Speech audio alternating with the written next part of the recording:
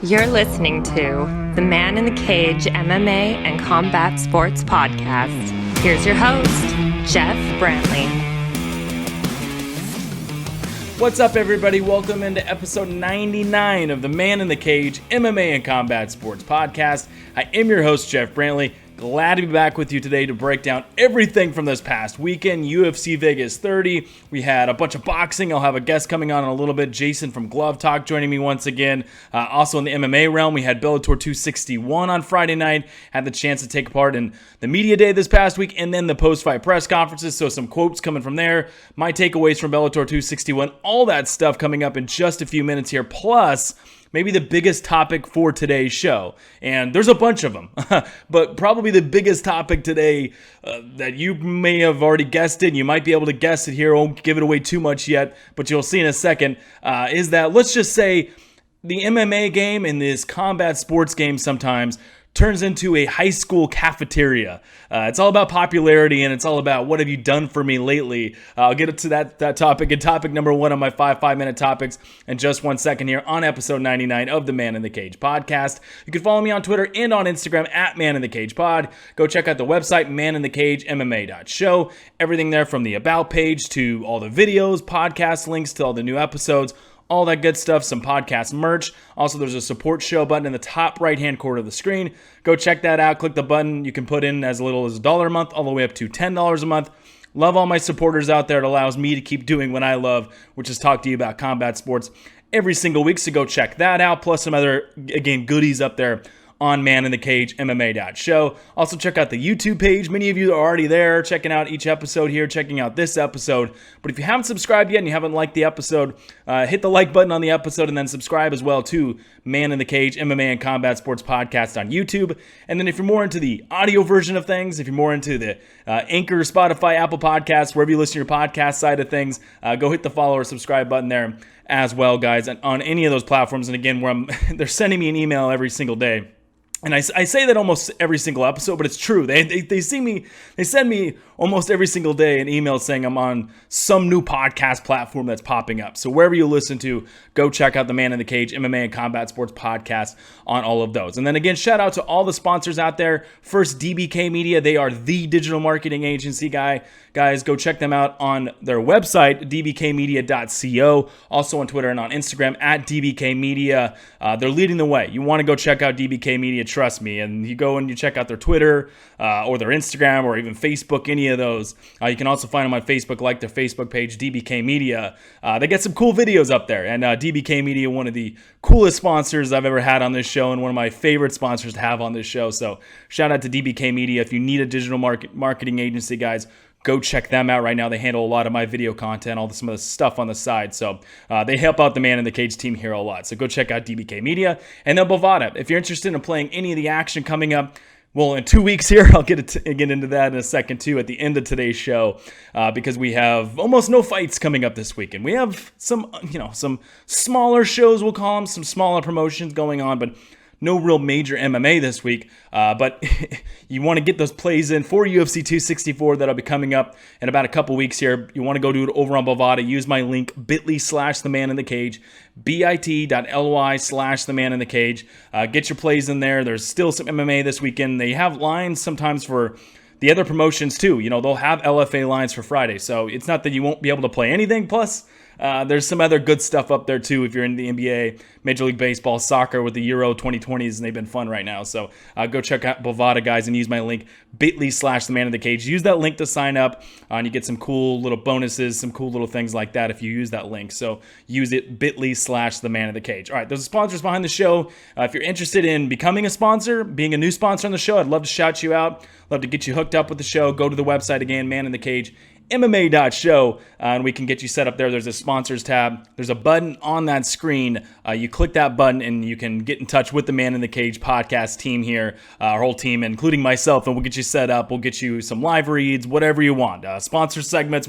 Pretty much the sky's the limit on the Man in the Cage podcast, but go to the sponsors page, maninthecagemmma.show, for all of that good stuff. All right, let's get into it today, my five-minute topics. And again, part 2 of the show today, I teased it a little bit already, but Jayson Jayson from Glove Talk's going to join me. We've had Jayson on once on the podcast already. Jayson does a cool Twitch stream where he live streams during a lot of the fights, boxing especially, and then also some MMA stuff. But he's a big boxing guy. I love to pick his brain about boxing. Me being a boxing guy, of course, being a all-around combat sports fan, I love to bring a fellow boxing fan as good as Jayson is onto the podcast. So going to bring Jayson on in part 2. We're going to talk about Gervonta Davis beating Mario Barrios over this past weekend in sensational fashion, and then also even more sensational fashion, Vasily Lomachenko also getting a win this past weekend. So I'm going to go over all of that in part 2 of the show today. So my 5-minute topics, it was a busy MMA weekend. It was a busy boxing weekend, but my 5-minute topics here, as you're about to see, are all going to be mixed martial arts today, as in part 2 of the show. When I bring Jayson on, that's when I'm going to get into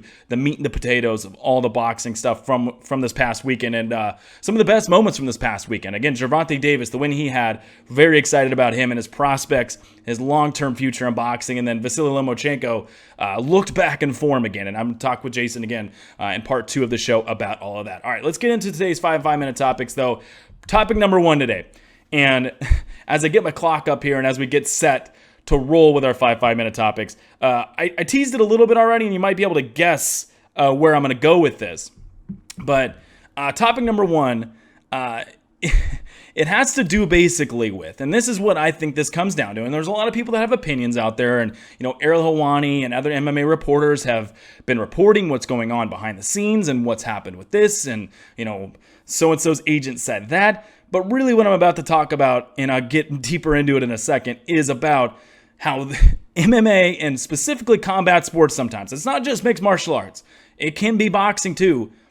Sometimes it is more like a popularity show. Sometimes it is like a high school cafeteria, if you will. It's like you're going to prom again or something. When you're back in high school, where it's what have you done for me lately, and who's more popular, and all these things. And there's more games being played behind the scene. And so did this to so and so last week, or so did this to this person yesterday, and that's why this is happening. It's like that popularity contest. So let's lead with the headline here as I start my 5-minute topics. We'll lead with the headline. But the real headline, of course, is below the surface, and that's about Francis Ngannou's future in the heavyweight division and who Francis Ngannou is going to face next. And again, for those that don't know by now, Derrick Lewis, and if you don't know, I don't know why you wouldn't know, but some people maybe you've been on about, but Derrick Lewis versus Ciryl Gane has been made for UFC 265 in Houston, Texas. It is for the interim heavyweight title, not just a heavyweight matchup, not one that could decide next, a title eliminator, if you will, not one of those matchups, not even, we saw this on UFC 263, Joanne Calderwood taking on Lauren Murphy, which was essentially a title eliminator a little bit.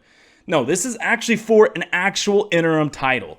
Derrick Lewis versus Ciryl Gane. So Francis Ngannou, who was supposed to fight either in August or September, now we were being told he's going to fight Derrick Lewis in September for the title. Now, when is he going to fight again? And is it going to be Derrick Lewis again or Ciryl Gane, whoever wins this matchup? And whoever wins this matchup is technically not just the number 1 contender, but the interim heavyweight champion in the UFC. Now, I'll get into the matchup real quick itself first. And it's one of those that the matchup itself, whatever, right? It's a good matchup. Ciryl Gane, I'll get more into what he did against Volkov in topic number 2 in a second. But yeah, Ciryl Gane, he deserves it.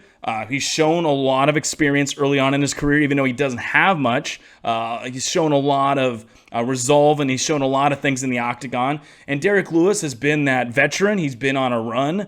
He's a fabulous knockout artist. He seems like he's doing things a little bit differently late in his career here. He's already fought Ngannou once. Wasn't very exciting, but you know what? He probably deserves another shot here. It's why he should be fighting Ngannou next for the actual heavyweight title. But, even again, the matchup itself, Lewis, Gane, whatever. It's a good matchup. Both guys are in the top 5 of the rankings. Both guys deserve it at this point. The real layer of the story, though, why in the heck are they giving 2 guys a shot for the interim heavyweight title? Now, just rewind real quick. Obviously, Ngannou is not being stripped of the title. He's still technically the heavyweight champion. We're seeing it in Bellator right now. Moldavsky just became the interim heavyweight champion.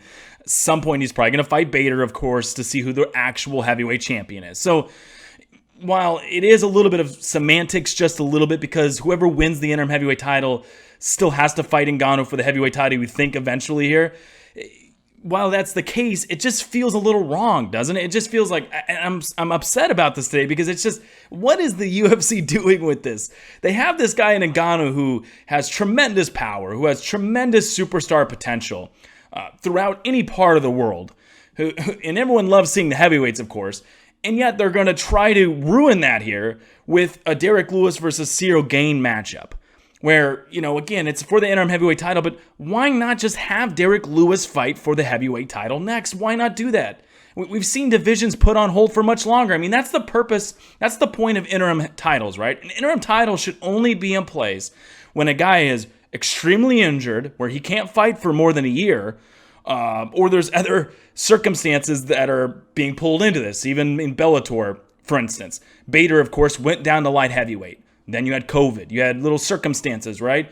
That should be the only time that an interim title is ever employed in any MMA promotion, in my opinion, especially the UFC here. I mean, we've seen divisions on hold for longer. We've seen Conor McGregor out of actual belts and them not strip Conor McGregor. We've seen instances where they don't do that. Now, all of a sudden, Ngannou, after winning the belt in March again, just in March, against one of the best heavyweights of all time, is Stipe Miocic, knocking him out and showing improvements, you allow two guys to fight for the interim title, and you push Ngannou back to later this year.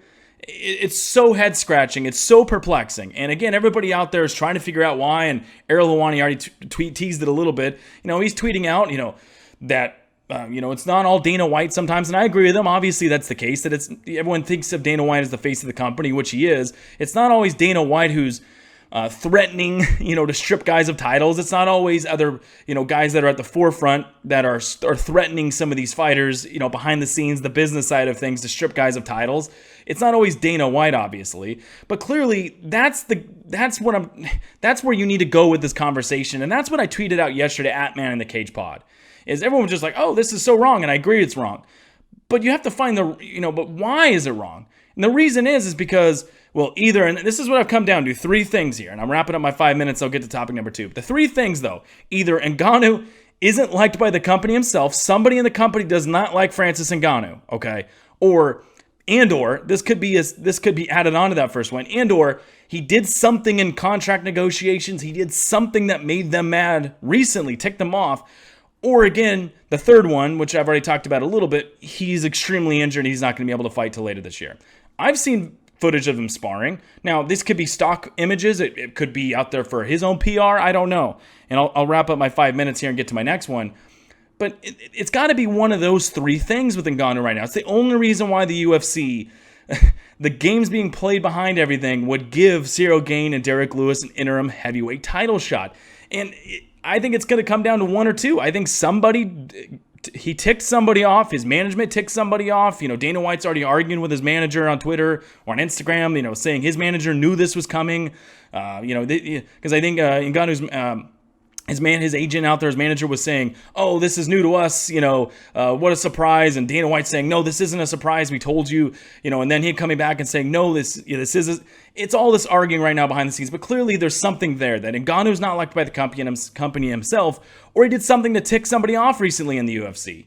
Either one, it's not good for him, and either one, it's terrible for the fans. It's awful for the fans. Am I going to watch Derrick Lewis versus Ciryl Gane? Yes. I might even try to be there in Houston, Texas. We'll see for UFC 265 to watch this matchup, because there's some other great fights on the card too. And again, this is a pretty good matchup. This is a really good matchup. But it shouldn't be the one that's on UFC 265. We shouldn't see Derrick Lewis on UFC 265 here. We should see Derrick Lewis versus Francis Ngannou next for the title. And if it had to be in September, then move it back to September. Make it UFC 266. It's ridiculous to me. This is the stuff that ruins combat sports. This is the stuff that ruins pro sports in general, but it really happens in the combat sports realm where you can make crap up on the fly, right?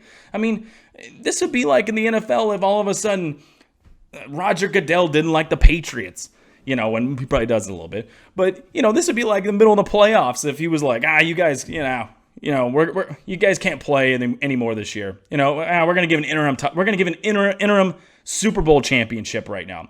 Or after the season, if they're like, we're going to replay it, actually. We're going to put these two teams in their interim championship. Whoever wins has got the real belt. It's a joke. And Stuff like this needs to be fixed in the sport. I don't care who. It's probably not Dana White. It's whoever's behind the scenes.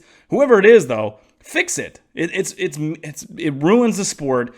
And I've already seen other people saying they're not going to watch the event. I'm not going to go that far. I'm not that mad about it. I'm just mad that the UFC has this marketable guy in Francis Ngannou, and they're not going to do much with him. They're going to try their best to ruin him a little bit and ruin what he can do in this sport, which has become a superstar and really make this heavyweight division fun.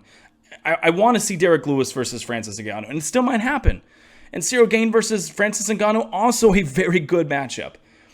But I want to see Ngannou fight for the title. I want to see him defend his title, and then everybody step up. I don't want this interim title thing going on, okay? It should only be rare circumstances, okay? And this is not one of them. So those are my thoughts on it. Again, it's one of those things. If somebody doesn't like Ngannou, I think sum it up real quick to get to topic number 2, because I know I'm going over again like I always do. But topic number 2 coming up in a second here. But it's one of those things, and I think it's one of those first 2 bullet points I talked about. Either the company itself, somebody deep in there, I don't know who it is, doesn't like him or has never liked him, or he has done something recently to tick somebody off. And that's why they're saying, you know what? Screw you, pal. We're going to do an interim heavyweight title. You're out for now. You're out for now. We're not going to strip you. At least we haven't even said that yet.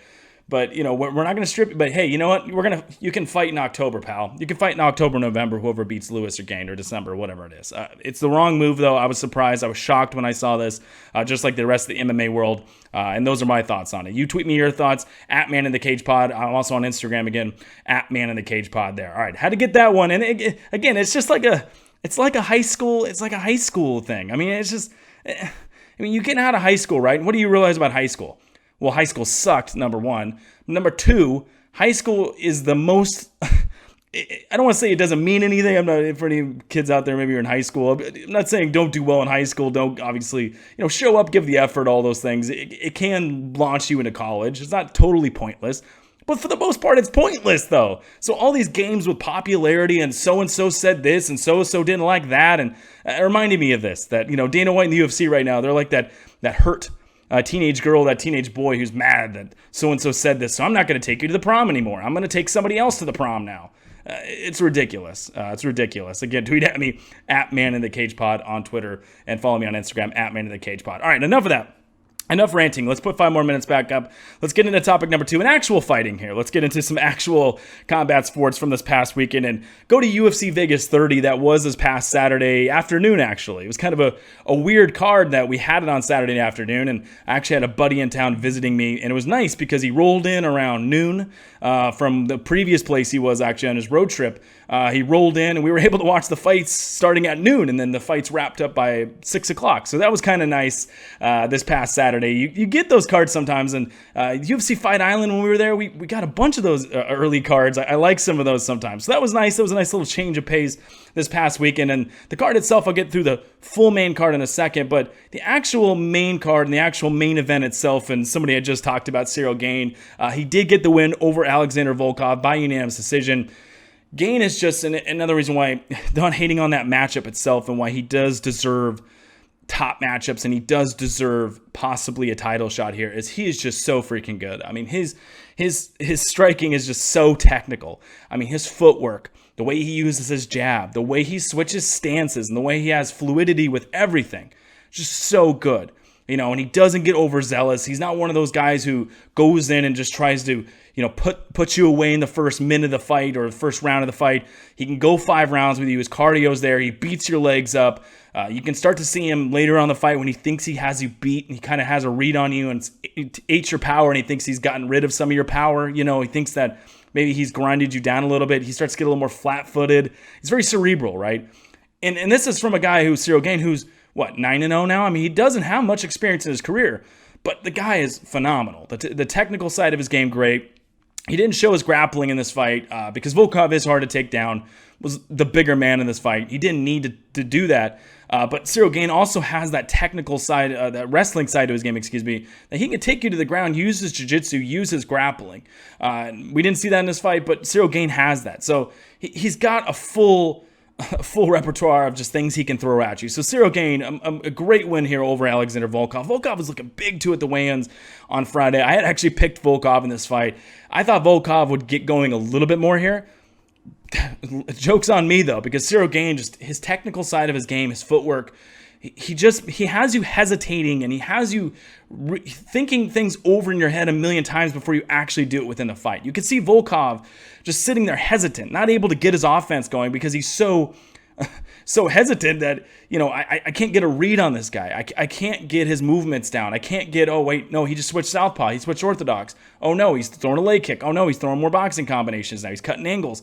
He just makes it so hard on you. He makes you second guess yourself and second guess everything you're doing. So Ciryl Gane, a great win. And obviously, normally I would say, what's next for a guy? Well, we already know what's next for him. I just talked about it. He's going to fight for the interim heavyweight title. And good for him. I mean, good for Ciryl Gane. I mean, for Francis Ngannou, you feel bad for him, and I feel terrible about the sport of MMA itself here that, we're stooping to this right now. This is where you're going to go in this division. You're going to let something behind the scenes get in the way here. Unless it's an injury again, unless they come out and say that, I haven't seen that. But you're going to let something get in the way. But anyway, for Ciryl Gane and for Derrick Lewis, good for them. I mean, this is a big break, especially for Ciryl Gane, who, how many times do you see heavyweights, especially in the UFC? You might see it in Bellator sometimes. You see some of those younger fighters progressing. How many times in the UFC do you see a 9-0 fighter get a title shot? I mean, look at Sean O'Malley. He's 13-1. I know Chito Vera beat him, Marlon Vera. But, they weren't giving Sean O'Malley title shots. This just shows you how much they think of Ciryl Gane, and they really progressed him quickly. I mean, he really fought, and you can argue some of these guys he's beaten, what the level is there, what's the full level of how good these guys are. Because Volkov, he's been on a run too, but Walt Harris has been struggling. He beat Walt Harris, right? He beat Greg Hardy. I think we'll see Greg Hardy facing Tuivasa on UFC 264. You could question that a little bit, but still, he's been beating all these guys. They progressed him pretty quickly. Good for Ciryl Gane. The only thing I do worry about Ciryl Gane with him in his future, though, and the reason why I worry about him going into a main event matchup here, too, is he's not an overly exciting fighter if you're a casual fan. I'm a diehard fan. I love the technical side of boxing. I love the technical side of mixed martial arts. I love wrestling. I'm not one of those guys that's in the arena booing when guys are I love grappling. I love all that stuff. But the casual fan, which is what you're trying to catch sometimes, I don't know if they're going to really catch on to Ciryl Gane, because he doesn't really get a lot of finishes. I even went through his resume the other day, and I think his finishes in general to this point are actually a little overinflated, and we're starting to see that now. So I don't know if he can finish some of these guys unless he just puts pure volume on you. But that's one thing I worry about a little bit with Ciryl Gane, and I'll reset the 5 and get to topic number 3. That's the only thing I really worry about with Ciryl Gane. He's a great technical fighter. Diehards will love him. I love him. But marketing-wise, I don't know if you can really say, hey, this is our heavyweight champion, headlining a pay-per-view here. I don't know if the casual fans that make pay-per-views go from good to great will catch on. That's what makes Conor McGregor still so important to the UFC, is that casual fans will still tune into a Conor McGregor fight. They're really going to tune in for 264 because of Poirier McGregor. You get some of that. Ngannou, I think Ngannou's reached some of that status. I think Derrick Lewis, to a certain extent, has also reached some of that status, that just casual fans would tune in to watch those big heavyweight guys throw down. Not so sure with Ciryl Gane. We'll see, though. Again, he's still going to get some knockouts. He's going to have some fun fights, fun moments, but we'll see what the casual fan does with him. Last point on that main event, just briefly, quickly here. Volkov, his future. He's a top 5 heavyweight, top 10 heavyweight in the UFC, I think, still. Especially given the landscape right now. But because I think the UFC, and you've seen Ciryl Gane, you've seen Ngannou, you're seeing some of these other guys come up. Tom Aspinall, I think some of these guys are phenomenal young heavyweights. But they had sort of a heavyweight talent problem like 2 or 3 years ago. Now they're just starting to build up again. But for right now, I think Volkov's going to be a top 5, top 10 heavyweight in the UFC. But I don't think he's ever going to be champion. I don't even know if he went to Bellator now again. I don't know if Volkov could be champion at Bellator either. And I'll talk to him about Moldavsky in a second here. But he's still a solid heavyweight. And he's going to keep getting some sort of big wins moving forward, right? All right, let's put 5 more minutes back on the clock. Topic number 3 here. We're going to get into the rest of UFC Vegas 30. The co-main event, Tanner Bozier, he beat OSP, Ovin St. Preux. Good win by Tanner Bozier. And this was a little bit of a gimme, I feel like, by the UFC. I talked about it in the preview show on Thursday or Friday, that this was kind of the, hey, you know what, Tanner Bozier, we still think a lot of you. We think you have a lot of potential. You're quick. He's very agile. He's little, and I'm talking about Moldavsky again in a second, but he's got a little bit of that quick heavyweight game to him where he's very fast, very light on his feet, fast hands, good footwork. We've been throwing a lot of challenges at you, and you've been tripped up a little bit. here's a gimme. Here's a guy who's been fluctuating. He's a veteran. He's still a big name. It's going to look good on your resume. He's been fluctuating between light heavyweight and heavyweight. Go put away OSP. Prove to us that you can still be an elite heavyweight, and that's what Tanner Bozier did. So they gave him a gimme, and he did what he needed to do with it. Now let's see Tanner Bozier get back up into those steps again and see if he can keep the fight standing. That's going to be his main difficulty in his career. Raoni Barcelos taking on Timur Valiev. Valiev got the win over Barcelos. I had picked Barcelos in that one. I'm still very high on Barcelos. And that was just a high-level fight in general. I mean, Valiev, he showed off a lot of volume. He showed off a lot of footwork. Speaking of, we saw in the main event with Gane and Volkov, having Volkov guessing all the time. Gane had him guessing all the time. Valiev had Barcelos guessing a lot of this fight. And Barcelos was not able to get any of his offense going. A lot of times he was frozen. He was chasing him down. He had trouble cutting off the octagon.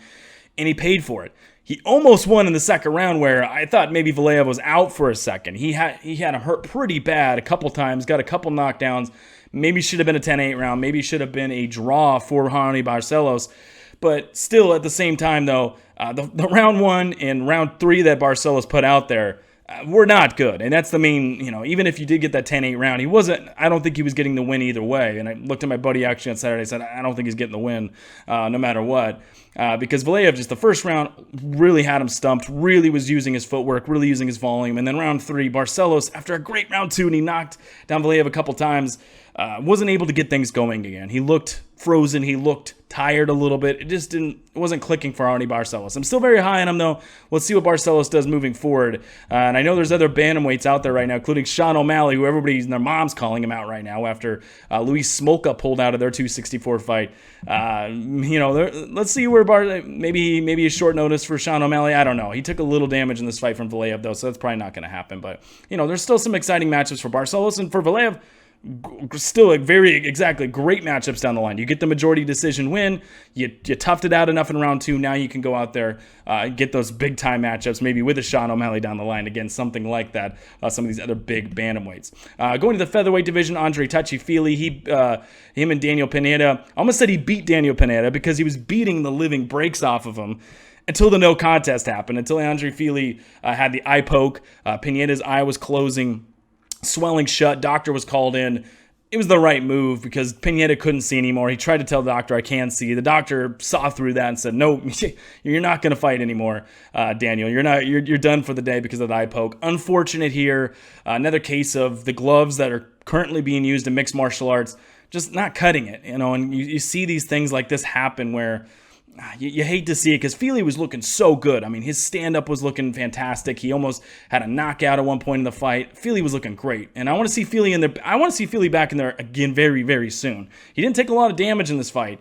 And he's somebody I want to see get back in there, especially because of how his stand-up was looking. And we've seen, being from Team Alpha Male, having a wrestling background too, we've seen him his groundwork. So Feely, very, very, very good fight for him, even though it was ruled a no contest if there can be one in that one. All right, running through this one as I got a minute left.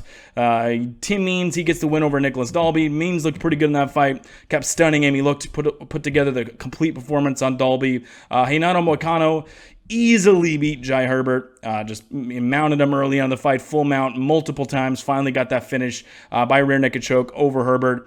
Easy one for Moicano, good to see him get that. Kennedy Nchukwu taking on Danilo Marquez. Nchukwu getting beat for most of the fight, or at least losing the fight as Danilo Marquez kept taking his back and just kept sitting on his back with that back take for minutes at a time. He was losing just because of that, but then was able to get Marquez off his back and then go in round 3, early part of round 3, and get that finish by TKO. If he can figure out some of the just keep on the feet, grappling, takedown defense type of things, and Nchukwu's got a nasty striking game. He's got a little bit of power. He's got a little mean streak. He could finish some guys there. Elsewhere on the card, Shavkat Rakhmonov, he got a win over Michel Perzeris. Great win for Shavkat Rakhmonov.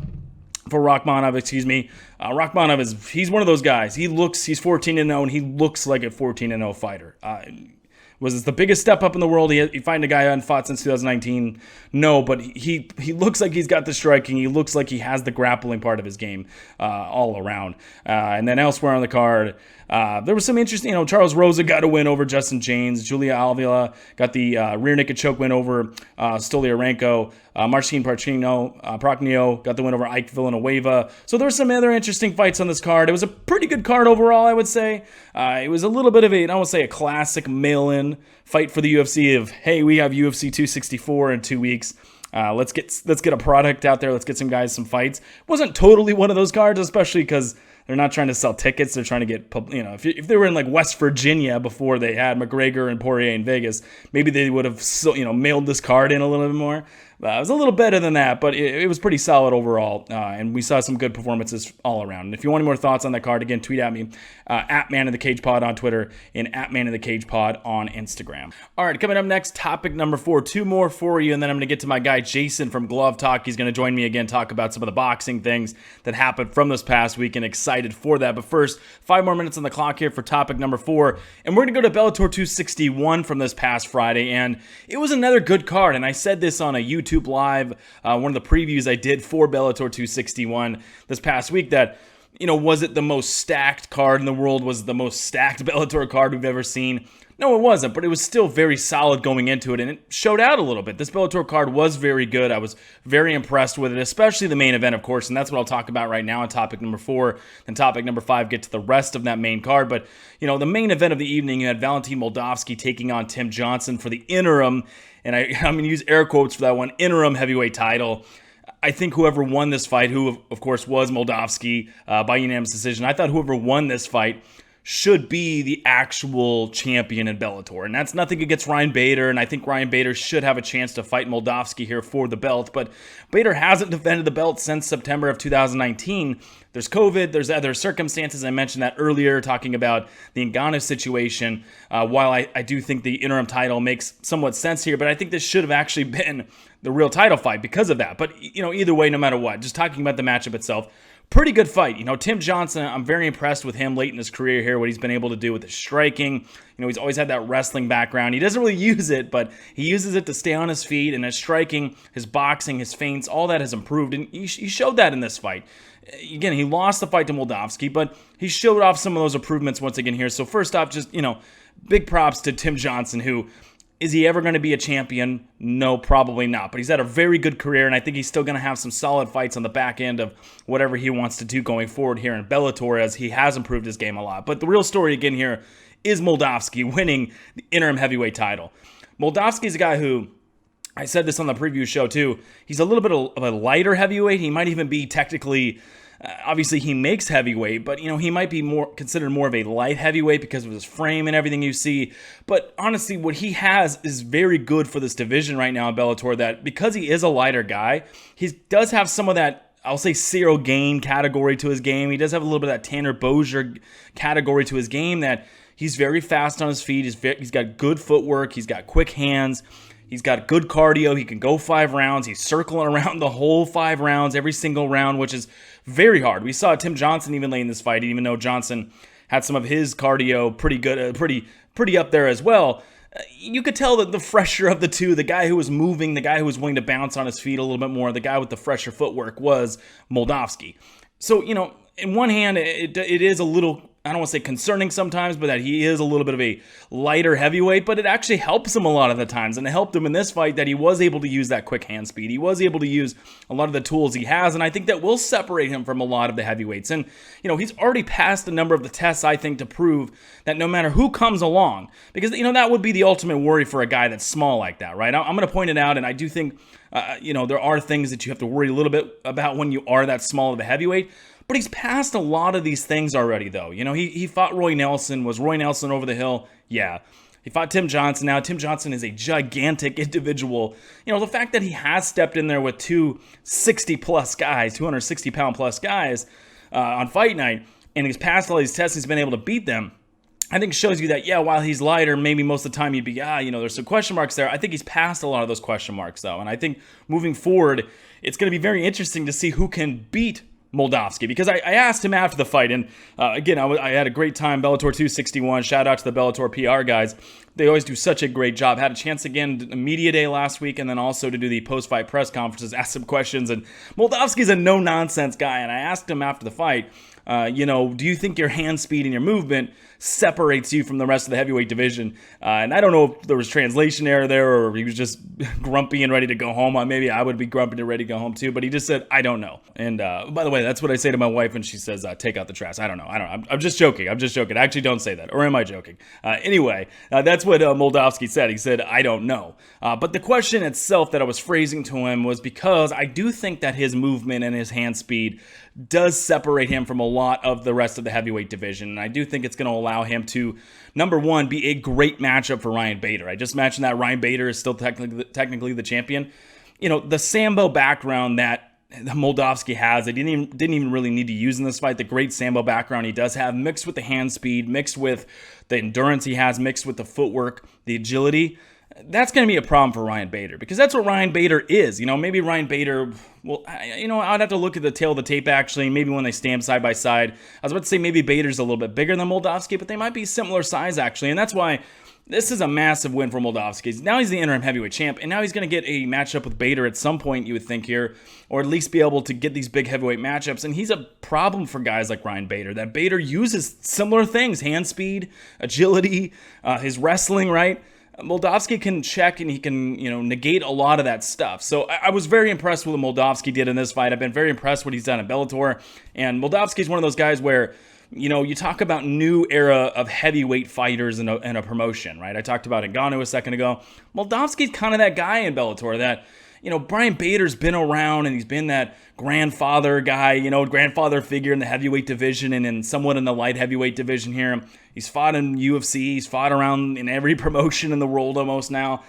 It's time for that new changing of the guard, right? A little bit. And I think that is Valentin Moldavsky now, that he is a little bit changing of that guard, that he can now come in, be the interim champ, and then get some matchups here, and then at some point face Ryan Bader to see who the quote-unquote real heavyweight champion is, even though I think Moldavsky is that right now. But I think it's a phenomenal fight, Bader versus Moldavsky. And I'm not making an official prediction there because, baby Bader is able to pull off that win.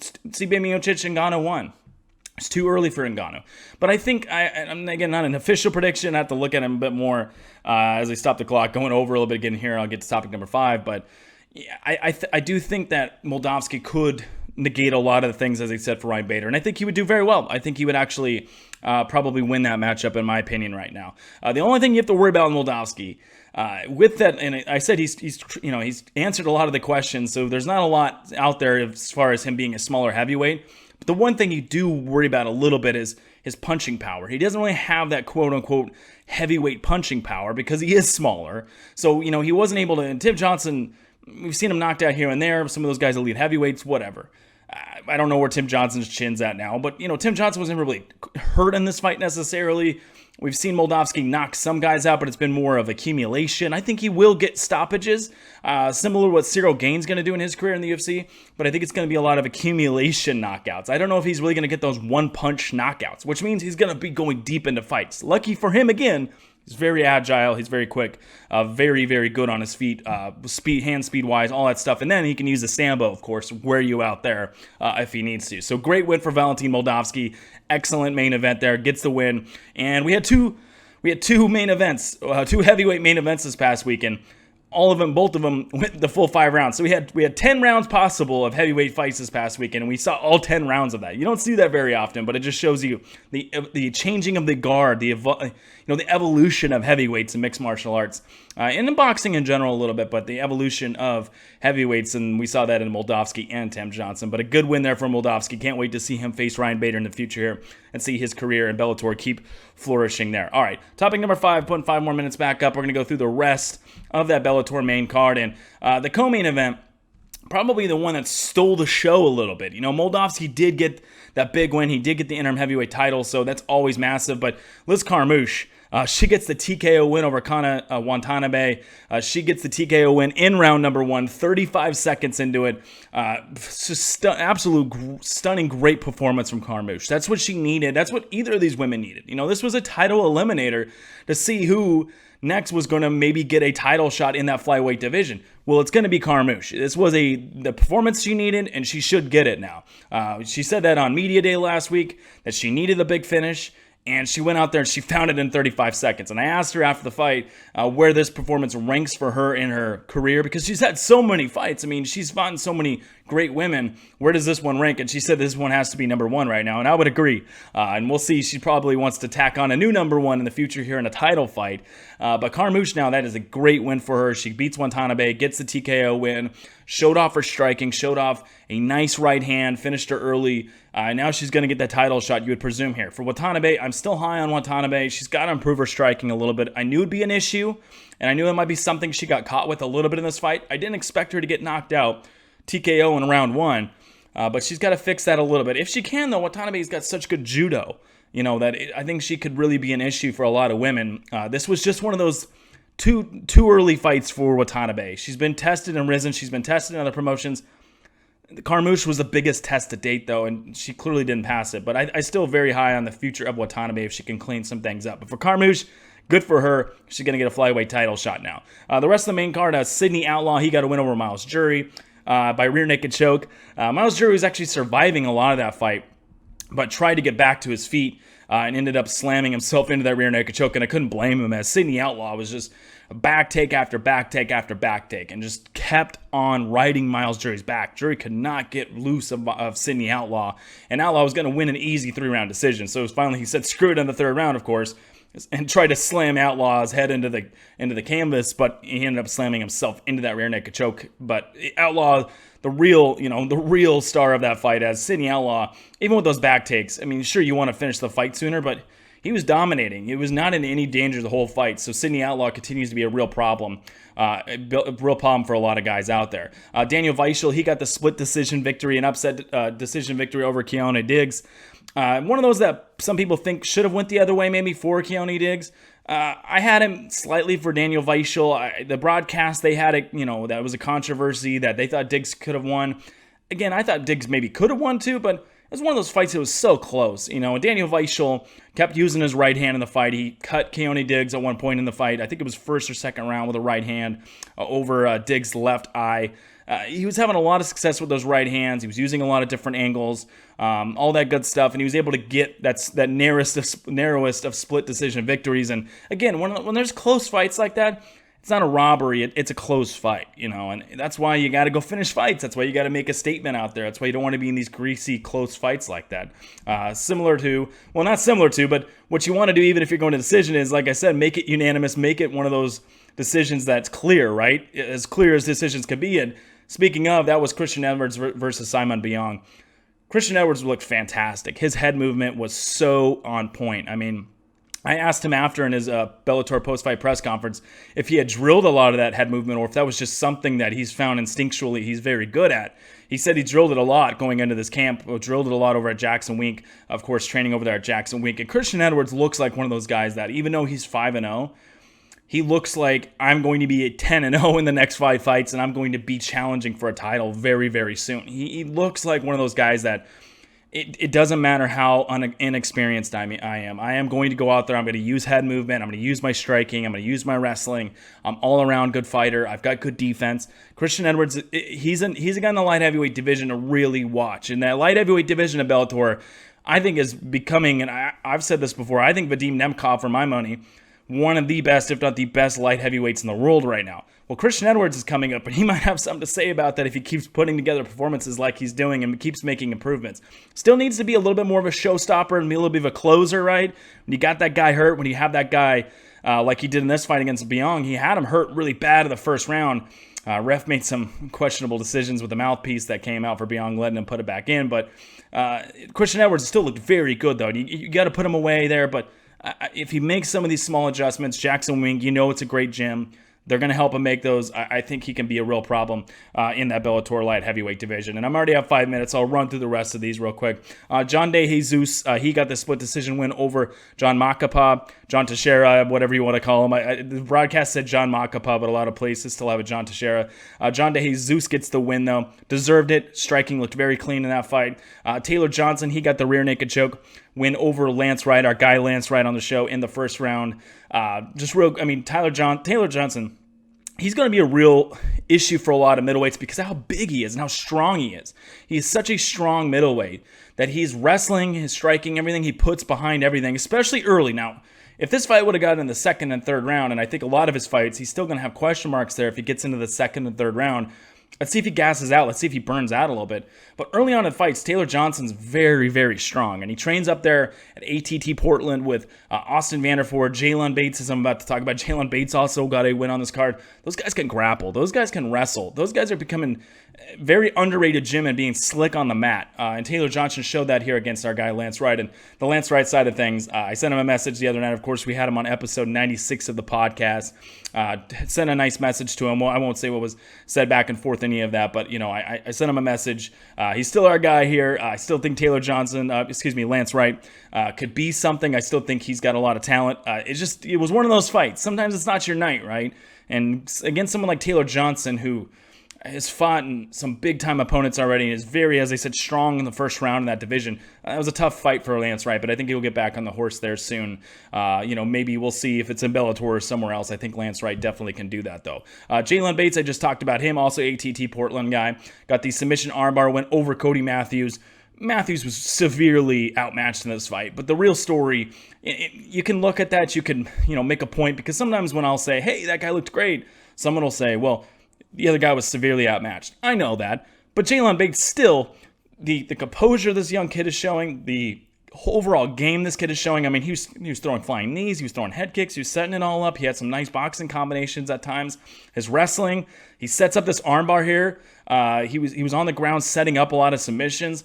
Jalen Bates, he's going to get the step-ups, and you got to keep passing those. That's what Christian Edwards is doing. But right now, he looks like a kid that could be the real deal again, Jalen Bates. He's athletic.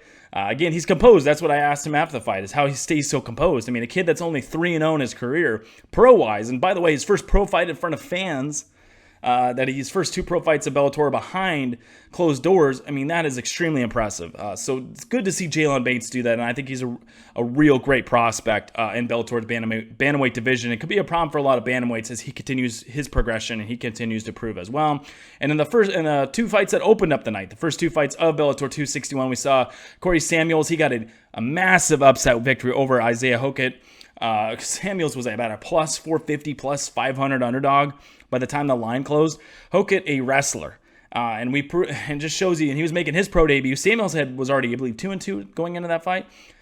It just shows you why sometimes pro debuts do not go the way you want them to go. The wrestler all of a sudden ate some hands, and we didn't, the chin, you don't, there's questions there you don't know going into a pro debut. I'd still want to see Hokit in his next fight. You don't want to close the door on a kid like that. It's a pro debut. It's so tough. I mean, it's so tough. It's what I tried to emphasize when Clarissa Shields made her debut. I know she was a professional boxer, but an MMA debut is an MMA debut. That was a tough one for Hokit, obviously. He gets knocked out. He's got to prove that striking, got to prove that head movement. You're going to be a wrestler. You got to get on the outside. You got to change levels. Got to survive to get to those wrestling exchanges. It's like Cormier always says, fortunately for a lot of strikers who are facing wrestlers, the fight starts standing, and Hokit learned that. And I think he's got to improve some of that moving forward if he wants to get into that win column, of course. And then Soren Bach. And why Soren Bach and Bobby Lee opened up this card, I don't know, because Soren Bach is, I talked about him on the previous show. He's one of my, I talk about Jalen Bates being a prospect. I talk about Christian Edwards being a prospect. Yes, Soren Bach is a legit, I'm not saying those guys aren't legit either, but they're so young in their careers. Christian Edwards has only got 5, he's got 5 pro fights, he's got 5 wins. Jalen Bates has got 3 pro fights, he's got 3 wins. Soren Bach now, I believe he's up to 14-1, I believe. He's up to 14-1, so he's got 15 pro fights at this point. Soren Bach does, and he's got 14 wins in those. He has stumbled once. He's made adjustments off of that.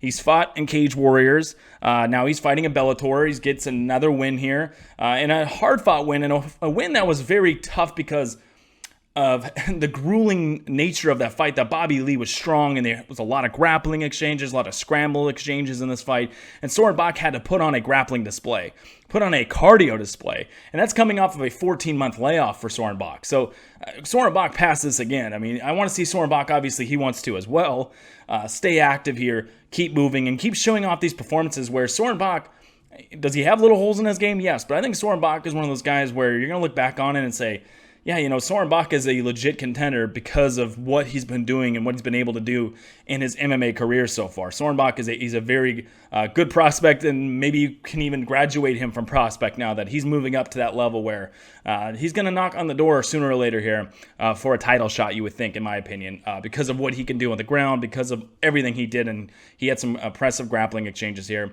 with Bobby Lee. So that was Bellator 261, very fun card. Again, go up to my YouTube channel, go to the podcast YouTube channel, Man in the Cage MMA and Combat Sports Podcast YouTube page. All of the post-fight press conference videos for Bellator 261 are up there right now. All the media day ones as well, and then I'll try to get some more footage, some other questions in, of course, on Bellator 262 coming up in about a couple weeks here. But for Bellator 261 stuff, go check out all my post-fight exchanges with every single fighter. Liz Carmouche, as I said, all of them up on the YouTube channel right now. Man in the Cage MMA and Combat Sports Podcast YouTube page there. And again, shout out to the Bellator PR guys. Very good at giving media guys like me access here to every single Bellator event, be able to ask these questions that I know that you're interested in and that I'm interested in again. So thank you to the Bellator PR guys. All right, that's going to do it for part one of the show. Part two of the show coming up next. Going to be joined by my guy Jayson from Glove Talk. You can follow him on Twitter at glove_talk. Jayson, one of the best minds out there you can talk to about boxing. I love chatting every time I have Jayson on about all the boxing. And, there was so much this past weekend. Gervonta Davis, Tank Davis, gets the knockout win over Mario Barrios in the late round fashion. And then you had Vasily Lomachenko come back, get back on the winning trend there, and then maybe be set up for a Teofimo Lopez Jr. rematch in the future if Lopez can get through George Kambosos. So a lot coming up in boxing, and that's why I wanted to bring on my guy Jayson from Glove Talk, who joins me right now via Zoom. Joining me now via Zoom is Jayson from Glove Talk. You can follow Jayson on Twitter at glove_talk and on Instagram at glove.talk. Also, be sure to check out Jayson's Twitch channel at twitch.tv/glovetalk. Jayson usually over there live streaming during all of the fight cards, a lot of these fight cards, especially boxing, some MMA ones as well. So go check him out over there on Twitch, twitch.tv/glovetalk. Jayson, I've had you on one time before. This is the second time now. I couldn't wait to bring you back on the show, especially after, oh boy, what an interesting weekend in boxing. How are you doing today, my friend? And how are you feeling? Are you as excited? I think you are, as I am, coming off of what we just saw this past weekend with Tank Davis getting a knockout win over Barrios and Lomachenko looking back to his former self. How excited are you feeling on this now Tuesday today? Well, I'll say this. It's not often you get a card and co-main event that really live up to the hype. There was a lot of talk beforehand about Tank Davis going to 140. Can he do it at 140? Is he too small? He is a small guy in general for 140. I think he shows that his power clearly transfers to 140. In terms of Loma, I mean, even as a hardcore Loma fan, I was a little bit nervous for this comeback fight in general. You have to wonder when a guy is getting up there near his mid-30s that relies on footwork, agility, those kind of skills that will fade, reaction time. You have to wonder how it's going to be affected, especially mentally, because he always talks about his mental preparation for fights. Is that going to carry in? Is he going to have skeletons in his closet from the Lopez fight? Clearly, he answered that question. So right now, I'm buzzing. I know we have a few weeks without any kind of major fights in boxing, so it's kind of it's going to be a little bit of time to kind of lay low before we get another next big boxing match. But still, in general, I mean, I couldn't be happier than I was from last weekend. Me too, and that's why I thought this would be a perfect time too, because as you mentioned there, we have a little bit of time before the next big boxing card comes up, and in mixed martial arts, pretty similar there, as we're about 2 weeks away from UFC 264 still. So, not a lot going on over this next week. So it's a good time to let things sink in a little bit. Let's digest things. Let's unpack everything and let's break it down. And that's what I want to do with you today on this in this interview, episode 99 of the podcast.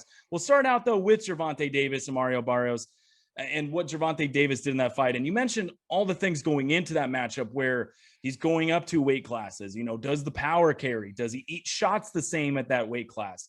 Is he going to be the same explosive Tank Davis?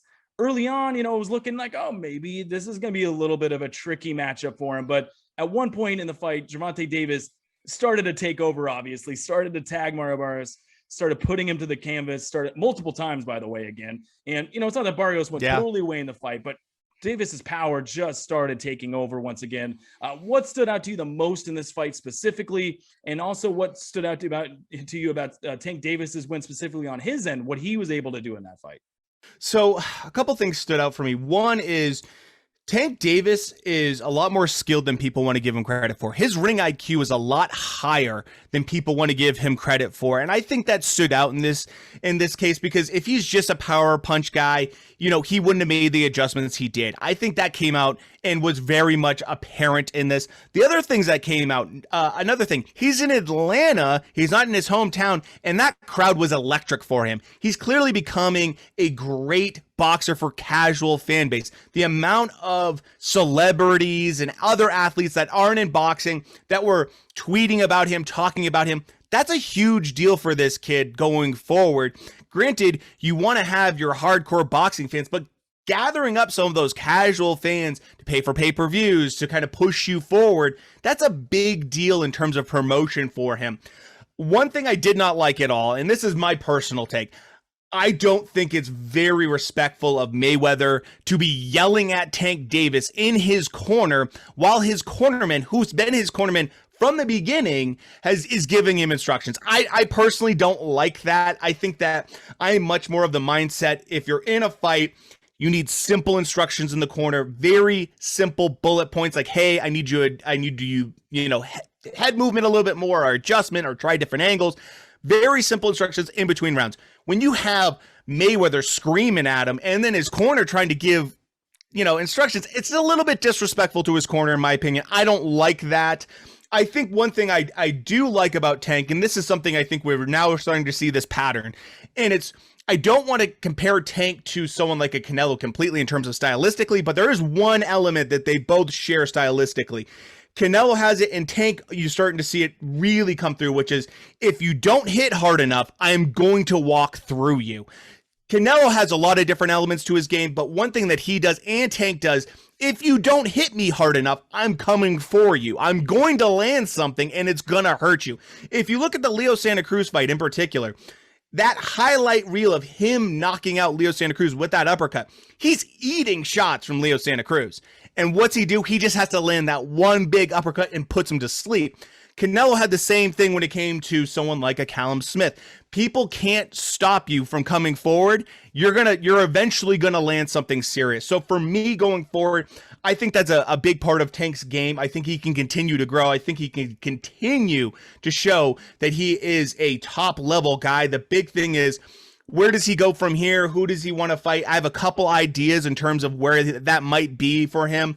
The other thing is, does weight become a factor if he tries to go back down? Obviously, he's very comfortable being at 140 with his current size. I think there's a couple elements to play with there, but, other than that, I thought that Tank Davis did something that special fighters do, which is they close the show with an exclamation point, doing backflips off of, the top rope kind of stuff, WWE stuff. I think that Tank Davis is a must-watch fighter now.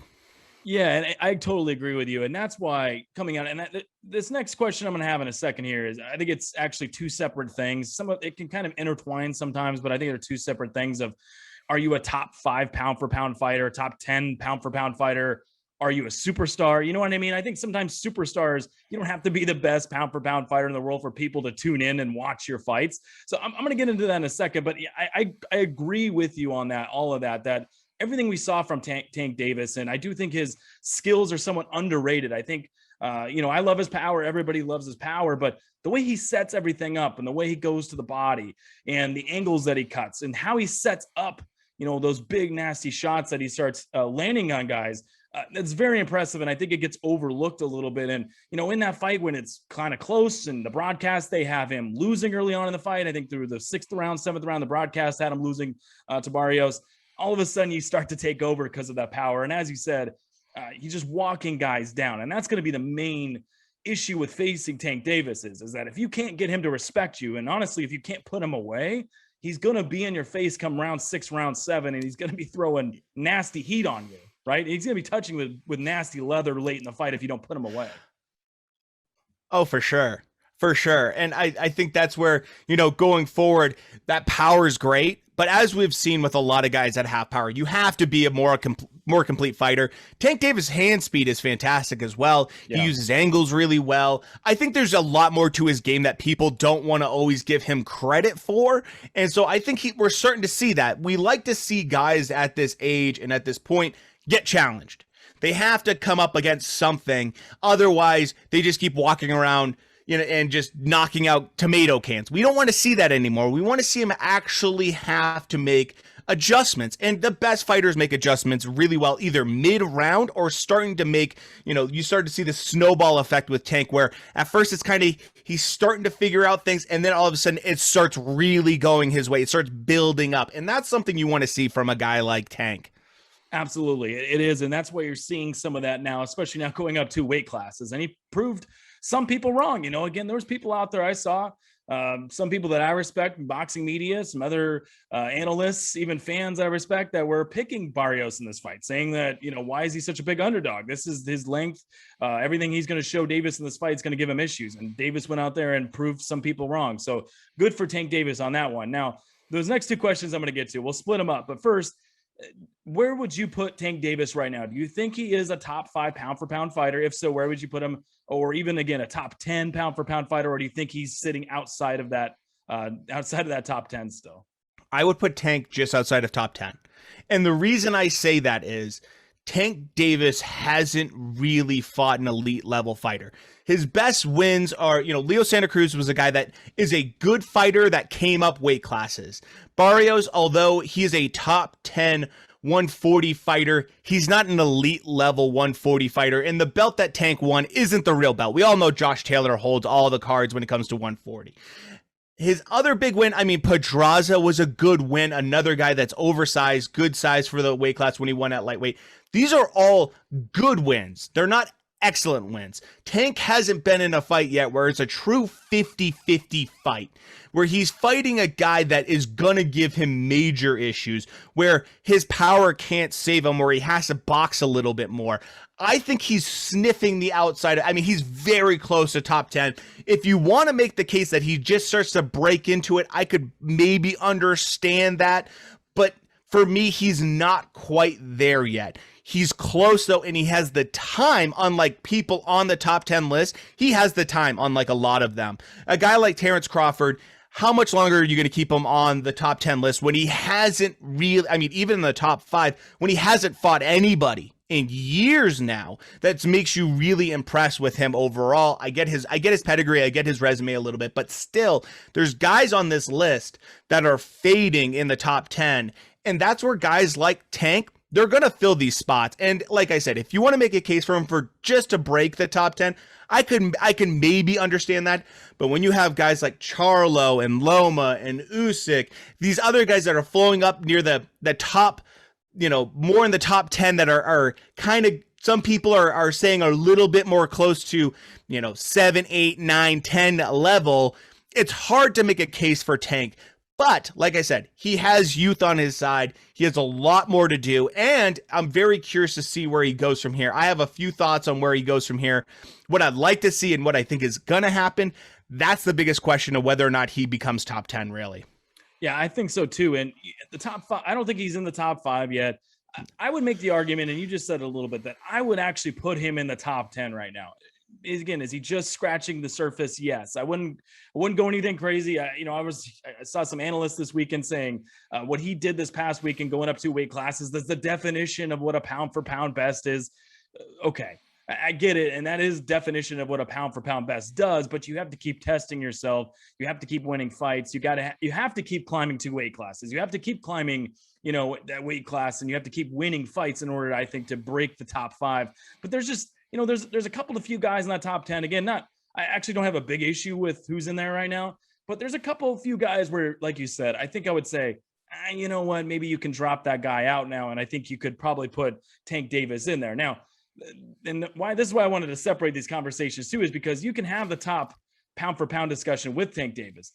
But I think even the bigger discussion here is Tank Davis the biggest or a top 3 biggest superstar in boxing right now? Because in my opinion, he's becoming that very fast, that he is one of those guys that as you said a little bit, the casual fans are going to show up to watch, and the diehards love. He's going to be one of those guys, and it really doesn't matter who he. Obviously, you want to see him get big matchups, but it won't matter. People are going to show up. They're going to watch him fight, and I think his stardom, and he's got Floyd Mayweather, the machine behind him a little bit too, which could hurt or help. We'll see. But I think that he is becoming, or is in the top 3 most exciting superstars in boxing right now that you have to watch. I think he's must-watch TV now. So would you agree with that? I mean, where would you put him in the superstar discussion? Not let's forget the pound-for-pound discussion for a second, but where would you put him in the superstar discussion? Superstar is really tough because if you go down to guys like Inoue, I think he's must-watch TV, but it's tough because it depends on if you're talking about international market, American market, European market, like overall market, hardcore boxing fans, casual boxing fans. In terms of a casual boxing fan market, more of an American casual boxing fan market, I would say Tank is very high on that market. Guys I know this is crazy. This is absolutely crazy to hardcore boxing fans or UK boxing fan. AJ is not on the radar of a lot of casual boxing fans here in America. I know it's crazy to say that, but it's true.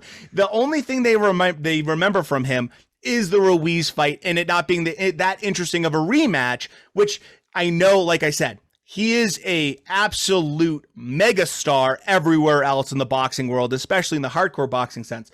When you look at casual boxing fans here in America, it's a lot more than that. I think the number 1 casual boxing superstar by far, in my opinion, is Manny Pacquiao because he reaches everybody in multi-generational. If you ask my wife who Manny Pacquiao is, she knows who it is. If you ask her who Tank Davis is, she might not know who he is. My wife does, but most people wouldn't know who Tank Davis is in comparison to a Manny Pacquiao. I would say Manny has transcended multi-generational in terms of that. Canelo is also probably those multi-generational mega superstars in America. Now, if you want to have the conversation about guys like Inoue, if you want to talk about Strada, Chocolatito, you want to talk about Devin Haney, you want to talk about Teofimo Lopez, Lomachenko even, those guys that are in those lower weight classes, even guys like a Gary Russell Jr. who has a good, strong fan base in his, where he's from, they're not really international, or I should say they're not well known throughout the entire United States. I think Loma's getting there a little bit better because of promotion with Lopez in particular, but even still, Teofimo Lopez, I'll talk to casual fans that I work with, and stuff like that. They don't always know who Lopez and Loma are and stuff like that. I would say Tank Davis is starting to really scratch that surface. The big thing is when you become a casual, well-known superstar is it's all about highlights. It's all about the Twitter buzz, the Instagram buzz, guys posting these brutal knockouts he has. He's now doing it time and time again. And add the Mayweather buzz and the promotion there, he's in my top 5 probably casual American type of fighters for sure. I would say that you have to look at heavyweight, obviously is a big deal, but Deontay Wilder, although I think he's big on casual minds in terms of a big fighter, we haven't heard from him for a long time. Now we're starting to again. I think he's in the conversation. I think crossover, in terms of if you're looking for major crossover appeal, I'd say Fury's done a better job than AJ has in terms of the U.S. market. He's fought a lot more here. You hear Dylan White's now going to be coming over to the U.S. to have a U.S. fight to try to get some of that buzz. Even guys like Usyk, who is a big hardcore boxing fan, everyone loves him. No one knows of him in the casual space because cruiserweight is something that people don't really talk about as much. So it's tough. It's really tough to kind of gauge it. I'd say the Charlo brothers are doing a good job also establishing themselves from a casual standpoint. In terms of international, I would say that Tank is starting to build up a bigger fan base, especially in the UK. The UK is always going to favor UK fighters. They have so much of it just thrown at them through social media and Sky Sports and everything like that. So I think guys like Josh Taylor are always going to take center stage for them. AJ, Dillian White. I mean, any of that kind of stuff, you're always going to have the UK fighters pushed, especially guys from Eddie Hearn's stable are going to be pushed front and center. But at the same time, I think Tank is starting to become must-see TV in general. I think he's done a lot for the casual fan base, especially coming from a Baltimore area. He's not a New York guy. He's not an LA guy.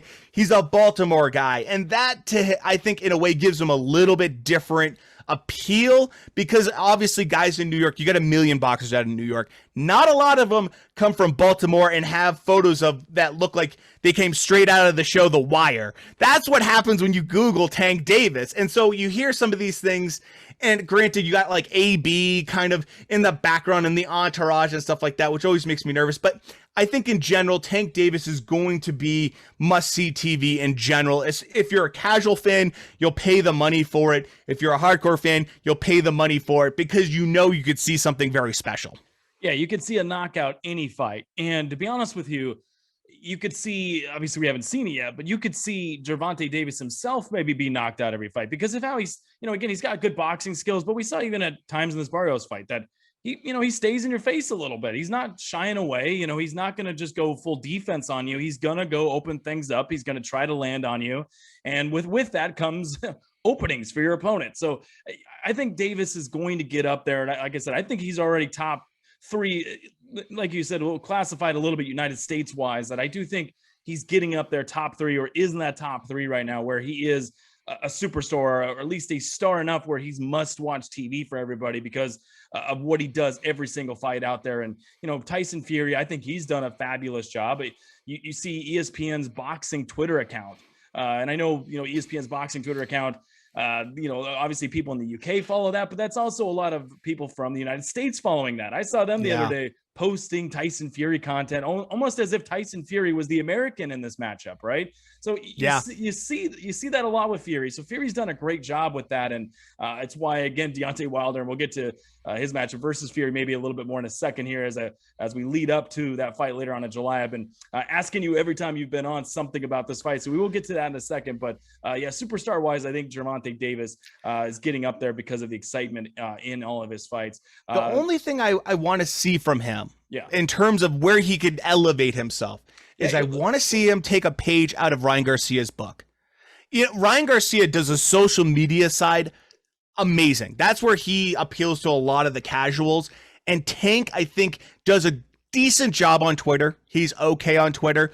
But I'd love to see a little bit more of the inside workings, him hitting the bag a little bit more, him doing a certain, even road work a little bit on Instagram, or just pushing that social media front a little bit more. That's the one thing I would say. The only thing I would say that I feel like Canelo does exceptionally well, Fury does exceptionally well, Charlo brothers do okay, but I think that Ryan Garcia is the one kid that everyone should emulate at that current general age range in terms of social media to kind of get their name out there. That's the one thing I would say I want to see Tank do. Yeah, he should. I mean, that's what all these young fighters should be doing. I mean, there's a fighter coming up on UFC 264 in the MMA realm, Sean O'Malley, who O'Malley Sugar Shane. Exactly. What he's been able to do with his Twitch channel, with his Instagram and everything. He had his leg chopped into about 1 million pieces by Marlon Vera, and he has his fan base believing he's never lost. He said he's out there. Bruce Buffer's introducing him, and he's throwing up the 0, acting like he's never lost in his life. So, and he has his fan base believing that. But that's because younger crowd has, they've latched onto him on Twitch. They've latched onto him on social media. They think he's cool. They see him riding around on pink Vespas and stuff with fanny packs on, and people have eaten it up, and he's got a fun style, kind of like Tank Davis does. So yeah, I agree with you. Get on Twitter, do some of those things. Tank Davis needs to do that on social media. Now, last one on Tank Davis. You said you had some ideas for what's next for him. What do you think should be next for him? Who should he face next, in your opinion? So I have what I want him to do, and then I think what's going to happen. And what I want is, I think he should go after Devin Haney. I really think he should go after that WBC belt. And the biggest reason is, as I said, with Tank Davis, if you can't hurt him, he's coming for you.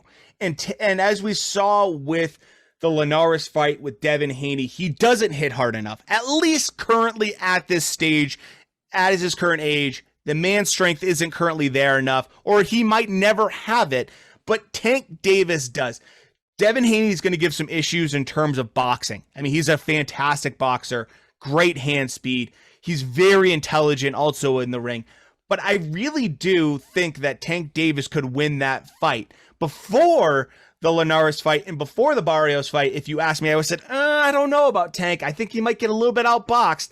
Now that I've seen him make the critical adjustments, now that I've seen these kind of like last minute, like, hey, you might be down on the cards. It's the 11th round. You got to make something happen, and him make it happen.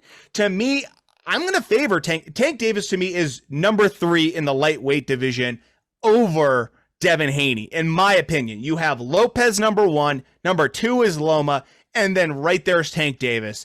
And I think that Tank Davis, if he wants to get a significant belt at lightweight, that's the belt to get. Then he could fight the winner of whatever happens with Loma Lopez rematch. If that happens, which I hope it does, I think he is the kid to do it. Do I think it's going to happen? Probably not. Because when you hear guys like Mayweather say, we're going to keep it in-house. We're going to keep it in-house. I don't like that. I hate that. There's nothing worse than a promoter saying, we're going to keep it in-house. That's not what I want to hear. And so I've seen some analysts talk about this that are not your typical, they're not your shills for your channels or anything like that. They have their own kind of thought process towards it. And one aspect I heard this, and this is more from, I don't know how much you or your listeners listen to the boxing rant, but they kind of went off on appeal when it came to Tank Davis and saying the downfall of Tank Davis could be Mayweather. It could be the fact that Mayweather could wreck Tank Davis's career by trying to keep him more as an asset and less as a, we're going to promote you so that you can become a super special fighter to everybody in multiple weight classes. That could happen because when boxers start getting viewed as assets and not as superstars, trying to promote them, trying to get the best out of their career, that's a problem. And we know how Mayweather is in terms of he likes attention, he likes money, and Tank Davis gets him both right now.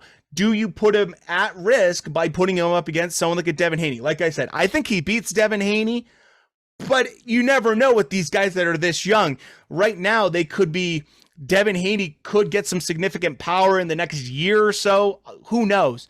But I think that that's the biggest thing for Tank is how is he going to progress? We hear rumors of AB coming back at 140. Could you imagine a guy like AB who throws very few punches, does not let his hands go, doesn't hit that hard, going against a Tank Davis? Promotion-wise, it's fantastic. Obviously, you know, AB would be selling the fight himself. Tank would even have to open his mouth. It would sell the fight, no problem. And then add on top of that, it's almost a guaranteed knockout for Tank. It's the trash talk, the build up. It's great, easy money. I see stuff like that a little bit more coming down Tank's pike. I see a little bit more of the easy money, the easier fights. The Barrios fight, as much as people want to build up Barrios and saying, oh, he knocked out 9 of his last 10 opponents. Yeah, but look at the resumes of those guys. Those guys aren't top guys. Barrios got picked because he couldn't hit hard enough. And Mayweather he always takes very calculated risks. They're never silly risks. They're not just for taking risks for the sake of taking risks. And that's the same thing with Tank Davis. I expect him to probably have another fight that will look good on paper. But overall, I think the hardcore boxing fan might be like, I want to see more. I want to see you go after belts that are meaningful. There was Ellerby mentioned that Josh Taylor has no casual fan base here in the US, so we're not going to do that fight.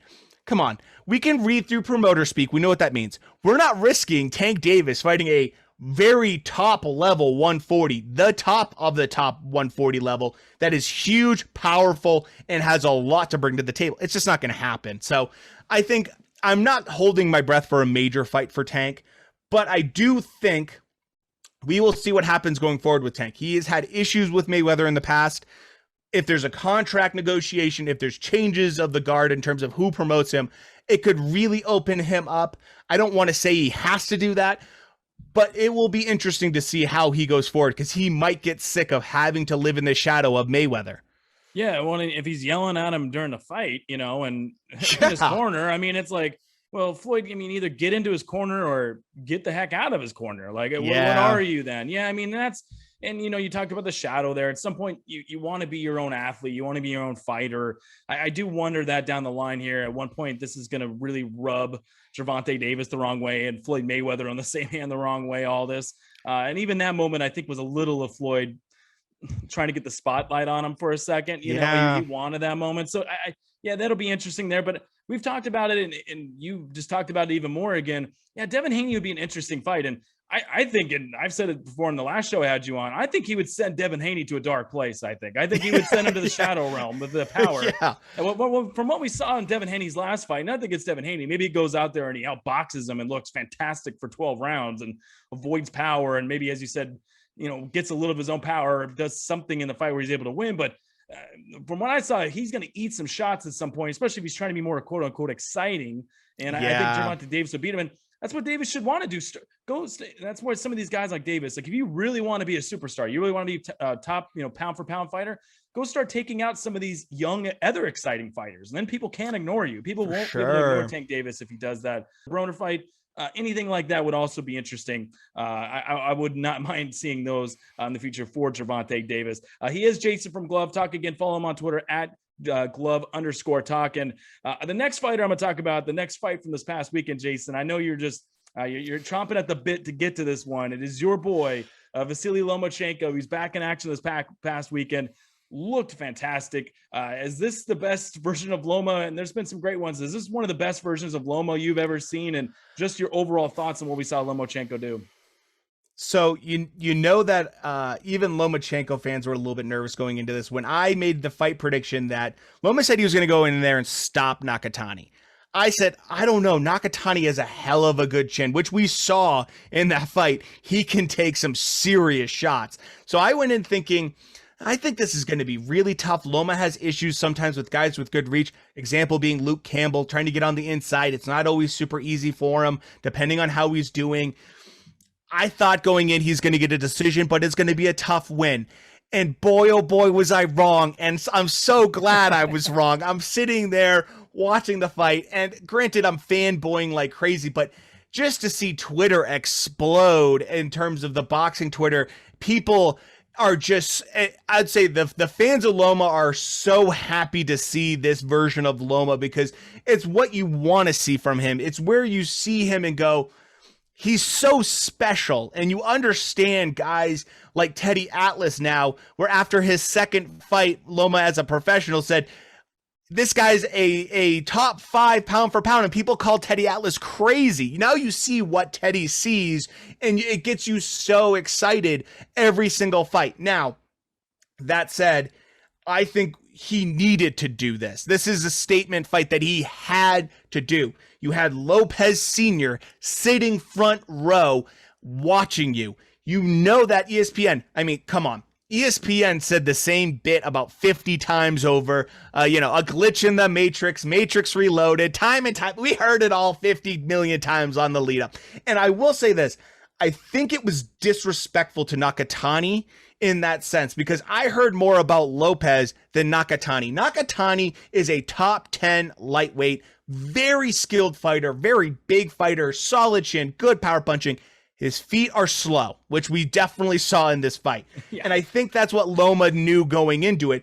Loma had to make a statement. He had to make a statement. He had to do something that got everyone excited again. I said it on my stream a couple weeks ago. I go, why is no one talking about Loma? Everyone's talking about Ryan Garcia, Devin Haney, Tank Davis, Lopez. It's like everyone forgot about Loma. And now everyone's sitting here chomping at the bit to see where he goes from. I think we all know where we want to see him go from here. But the big thing with, Loma is he doesn't have time like these young guns. He doesn't have the same time that Teofimo Lopez happens. And that's the big thing is we've seen him basically always go against the best. That's what he does. That's what he wants to do. That's a statement he makes as a fighter. When you have almost 400 amateur fights, that's going to be a lot of wear and tear, which we're starting to see on his shoulder and generally on his body. He needs to fight the best because he doesn't have the time to do anything but. I think going forward, personally, I think this is one of the best versions I saw of Loma for this reason and this reason alone. I would say 90% of the time when I'm watching Loma, I go, I'm not even going to worry until round 4 because he's not going to turn it on until round 4. He'll do pity pat. He'll hit you a little bit here and there. He'll get some speed. He'll throw you a curveball here and there. He's not throwing anything to really hurt you in a lot of his fights until about round 4, round 5. That's when he starts to really put some pain into his actual punches. This fight, completely different. Round 1, he's trying to take your head off. I've rarely ever seen Loma do that. And to me, I think this could be an evolution of his game plan going forward. I am done going in there trying to be too careful. I need to get in there and get in the mix. We know he has a pretty solid chin. He got hit by Lopez quite a bit, and Nakatani hit him pretty solid too. I think this is the evolution possibly for him. He realizes he gave up too many rounds against Lopez the first time. I think this could be a good thing from us as a boxing fan, whether you're a Lomachenko fan or not. He's going to bring a lot of excitement now, right from the get-go.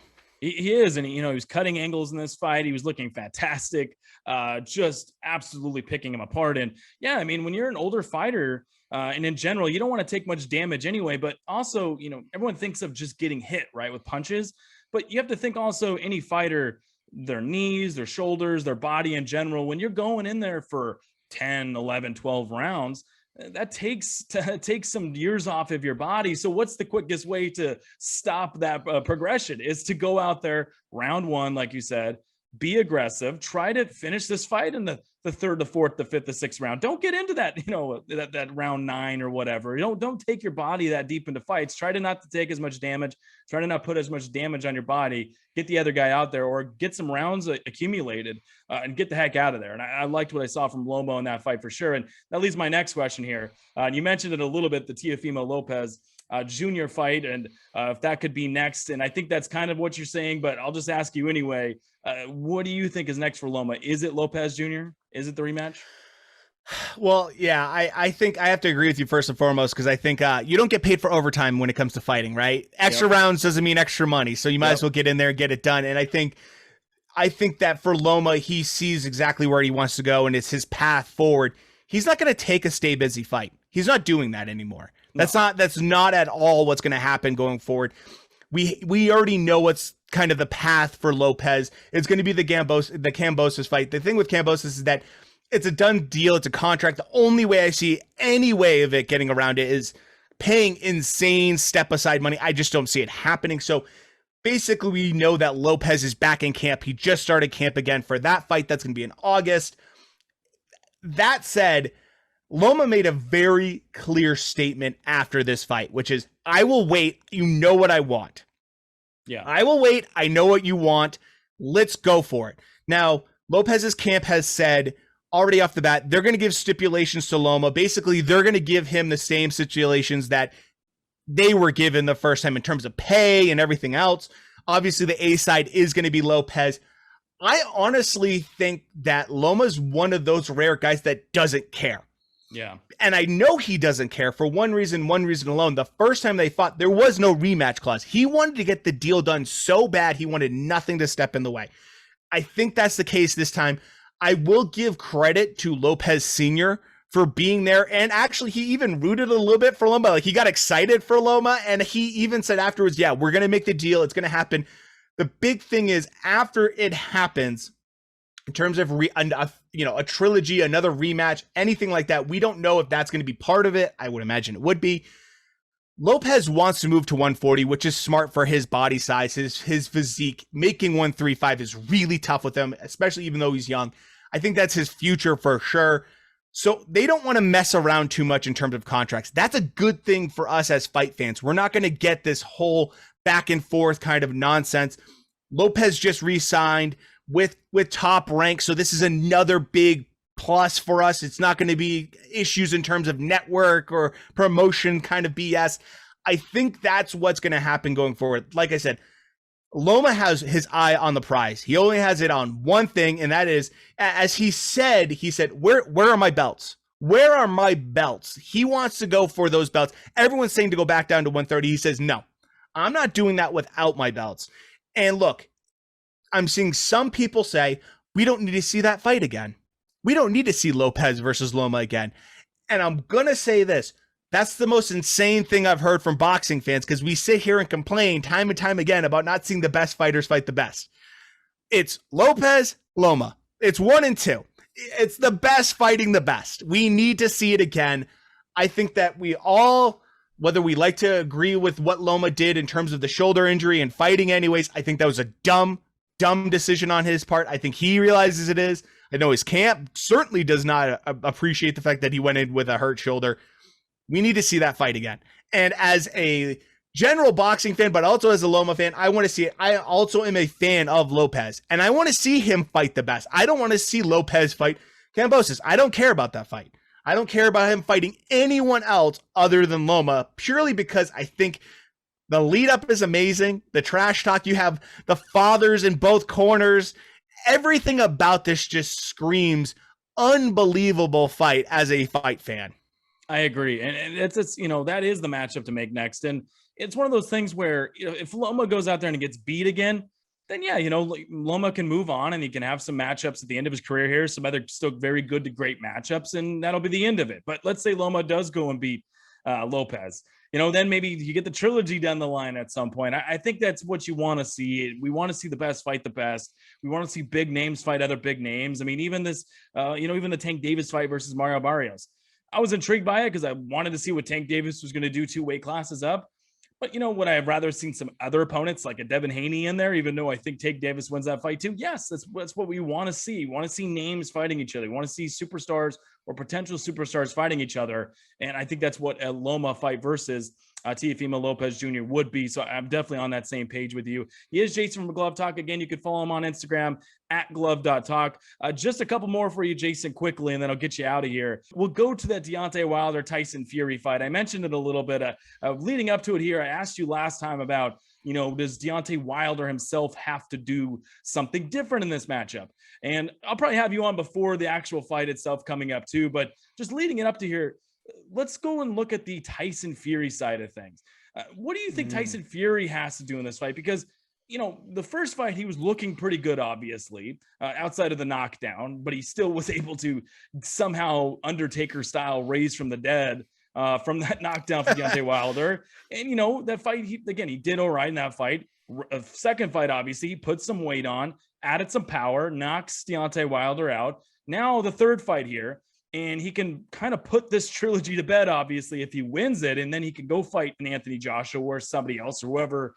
What's going to happen there? We'll see what Eddie Hearn does, but we'll see what after that. But leading into this fight, do you think there's anything Tyson Fury has to do differently? Do you think he's going to have to make adjustments himself against Deontay Wilder here? Or do you think it's just do what you did in the last fight and a little bit in the first fight versus Deontay Wilder?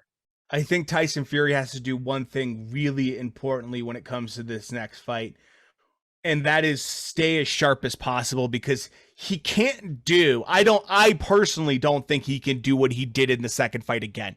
The reason is, the second fight, he caught Deontay Wilder with his pants around his ankles.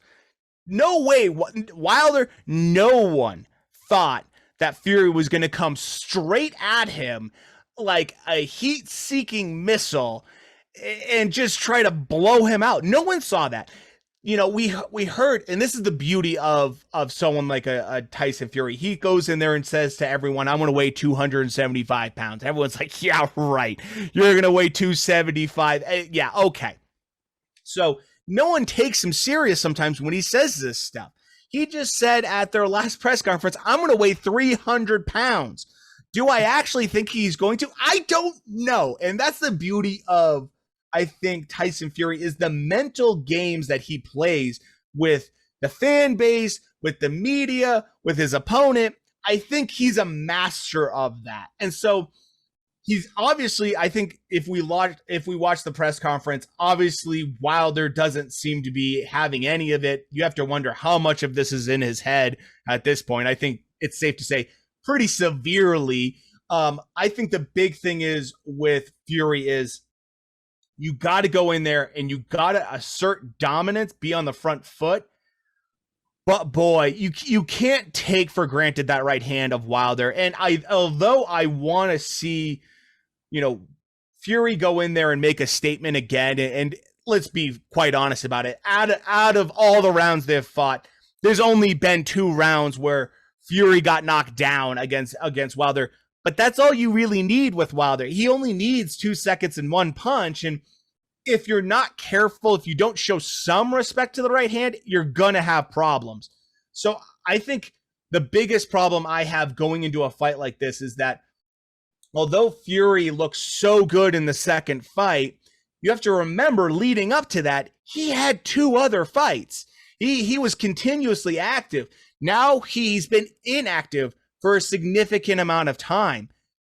That is not what you want to see from a guy that uses skills as his and footwork and movement as his kind of jumping off point as a fighter. I think that he'll be fine. I think he'll win. But I'll be lying. I'm going to be honest. I'm still a little bit nervous. You got to be nervous going into it. Yeah. And I think with Wilder, the big thing with him is he's trying to do things a little bit different, new trainer, all this stuff. And I appreciate that. I think that that's smart of him. In the end, he is what he is. He's too old. He's too old. He's a dog. Dog. You can't teach an old dog new tricks. And that's basically what we got going here. Fury is the superior boxer. If Fury goes in there and just tries to bulldoze him, he said he's going to run him over like a freight train, all that stuff. I still think he's going to give him some respect with the right hand. And I think that's smart. I mean, just smart game planning. You can't fool a guy twice by trying to bulldoze him again. I just don't see that happening. But I do think that he's in the head of Wilder enough that if he can get up on the cards and start asserting himself enough, that we'll start to see Wilder fall apart, in my opinion. Yeah, and that's why the strategy of Fury in this fight, the game plan wise, I'm so curious to see what he does because for sure, he seems like he is a little bit in the head of Wilder. So does he actually just go out there and say, you know what, I'm the superior fighter? Do I have to be somewhat careful? Yes, but I'm just going to walk this dude down. I'm going to get him out of there. What's the best defense against someone with power like Wilder? Get him out of there. Don't get knocked out yourself. Go put that guy away. Don't stay in the fight. We're talking to you with Loma. You're not paid to go extra rounds there with Deontay Wilder. Go and put him away. Or if his game plan is going to be, hey, I'm going to make him think I'm coming at him again. And then I'm going to go out there and I'm just going to box conservatively. I'm just going to go out there, stay smart, not try to expose myself too much, just outbox this guy. You know what I mean? I'm going to get to that Joshua matchup. I'm going to get to that Usyk matchup. I'm going to get to those other matchups in the future here by just, outboxing this guy here. I'm curious to see if that's what Tyson Fury does because he's always playing head games. You never know what he's saying this and then he's doing that. He's saying this and then he does do that.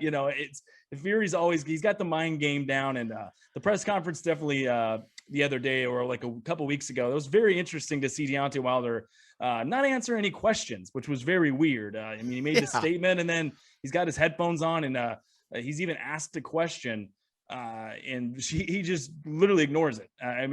Most people have seen that by now, but that was bizarre to me. I've covered a lot of sports, the NFL in my radio career. I've covered combat sports now and many different sports, but I don't know if I've actually ever seen an athlete just blatantly ignore a question like that. And, it almost seemed very planned too, that he was going to ignore it. I've never seen that ever really weird, but we'll see what happens coming maybe up. Other than Marshawn Lynch, Marshawn Lynch back in the day, like that's like the last time I've seen something like that. Well, at least Marshawn said, I'm just here so I won't get fined, and I know he had the previous incident and then they said, we're going to fine you. So you got to show up. But at least he showed up and said that. I don't know if we're going to get anything out of Wilder this whole time, and we'll see closer leading up to the fight in July here if he'll say anything at all. An all heavyweight pay-per-view, by the way. That's pretty cool. Yeah, I think this pay-per-view is amazing. I do, and the guy I like most on it, I think, is and lower on the card is Jared Anderson. Watch that kid. He's super young, very talented. He's naturally large. He's not just someone that bulks up. I think you brought up maybe one of the best points I've heard so far about game, planning for Fury going into this. And I didn't even think about it, but you just brought it up, Jeff, and I think it's an excellent point. There's a $150 million contract at the end of this Wilder rainbow. Yes. That is something to think about. And I think a lot of people that are thinking that Fury's going to go in there and dominate aren't thinking about that. If you had a $150 million contract at the end of a fight, waiting for you. Are you going to go in there and take that risk against Wilder? I mean, that's a really excellent point, actually. And I think it changes my perspective a little bit on it, just purely because there's just so much money on the table to be made. Yeah, I mean, do you go out there and does Fury go, punch, punch, clinch, punch, punch, clinch, and just, hey, you know what? You can't knock me out if I'm hugging you the whole time, and the jab and grab from Klitschko. Yes, exactly.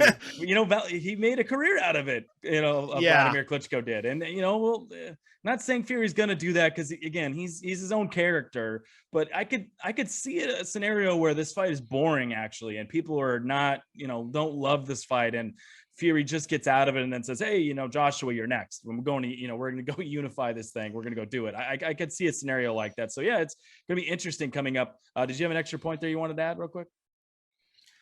The only thing I'll add about this overall is if Wilder loses this fight, let's be realistic. Where does he go from here?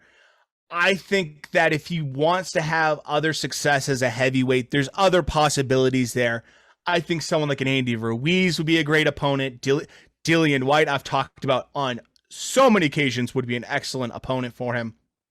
He's not over. And it's not completely over because he doesn't rely on the skills that a lot of fighters rely on in terms of when they get older.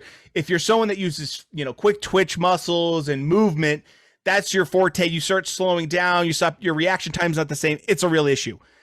The last thing to leave an older fighter is his power, as we've seen time and time again. Yeah. And I think that really favors Wilder to still be relevant in the heavyweight division. Mentally, I don't know how prepared he's going to be if he gets destroyed again or how that goes from there. But I think that people think that if Wilder loses, he's done because he's getting towards his mid-30s. I disagree. I still think there's still plenty of money to be made if you're Wilder. And look, being number, in the top 5, whether you put him 3, 5, 4, wherever you want to put him, below AJ and Fury, there's no shame in that, really. You still are going to make huge money. So it'll be very curious to see where he goes if he does lose the fight. I think he wants to be the guy that spoils the party for everybody. I think he would love that. But still, regardless, I think that Wilder still has a couple big blockbuster fights after this possible. Yeah, if he loses, I would definitely say the pressures, all the money, like you said, Fury could make. So, Fury does have a lot of pressure in this fight, but Wilder doesn't win this fight. I do think he's going to have some big matchups still in the future. But his days of being considered maybe one of the best boxing, best heavyweights in all of boxing probably is done at that point, though, I think. I mean, even if Joshua loses, let's say Fury and Joshua fight, Joshua loses. Does his team, do they want to take a fight with Deontay Wilder after that with all that power? I mean, that's probably not what you're setting up for your fighter. Then there's contracts, and are you going to England? Is Joshua coming to the United States? There's so much there that I don't know if that happens either. I mean, maybe there's an Andy Ruiz fight, like you said, between Wilder, Ruiz. Still, I don't know if he's considered the best in boxing at that point, though. So yeah, it's going to be, there's definitely pressure on both men here, but Wilder, stakes for his entire career, definitely a little bit more, though. Although, again, though, if you're at the money, that stakes in your career, though, as well. So very interesting fight, of course, coming up later this summer. And I'll have you on again, Jayson, right before the fight, probably, to talk about that one more in depth. And we'll get more into that predictions, all that good stuff. But one more question for you real quick. And this one probably be my most important question of the day to you, okay? So last time I had you on was right before Logan Paul and Floyd Mayweather, okay? Right before that circus that happened. And, you were saying what I was saying. You were saying what any of the other boxing guests I've had on were saying, is that Logan Paul had no shot. Well, he goes out there and he actually goes the distance with Floyd Mayweather. Now, I said this afterwards, the Monday after that fight, that if you were to score a decision, there was no official decision. If you score a decision, Floyd Mayweather won the fight. Perception-wise, Logan Paul, though, probably won the fight because he made it out of there. It was a great day for the Paul brothers.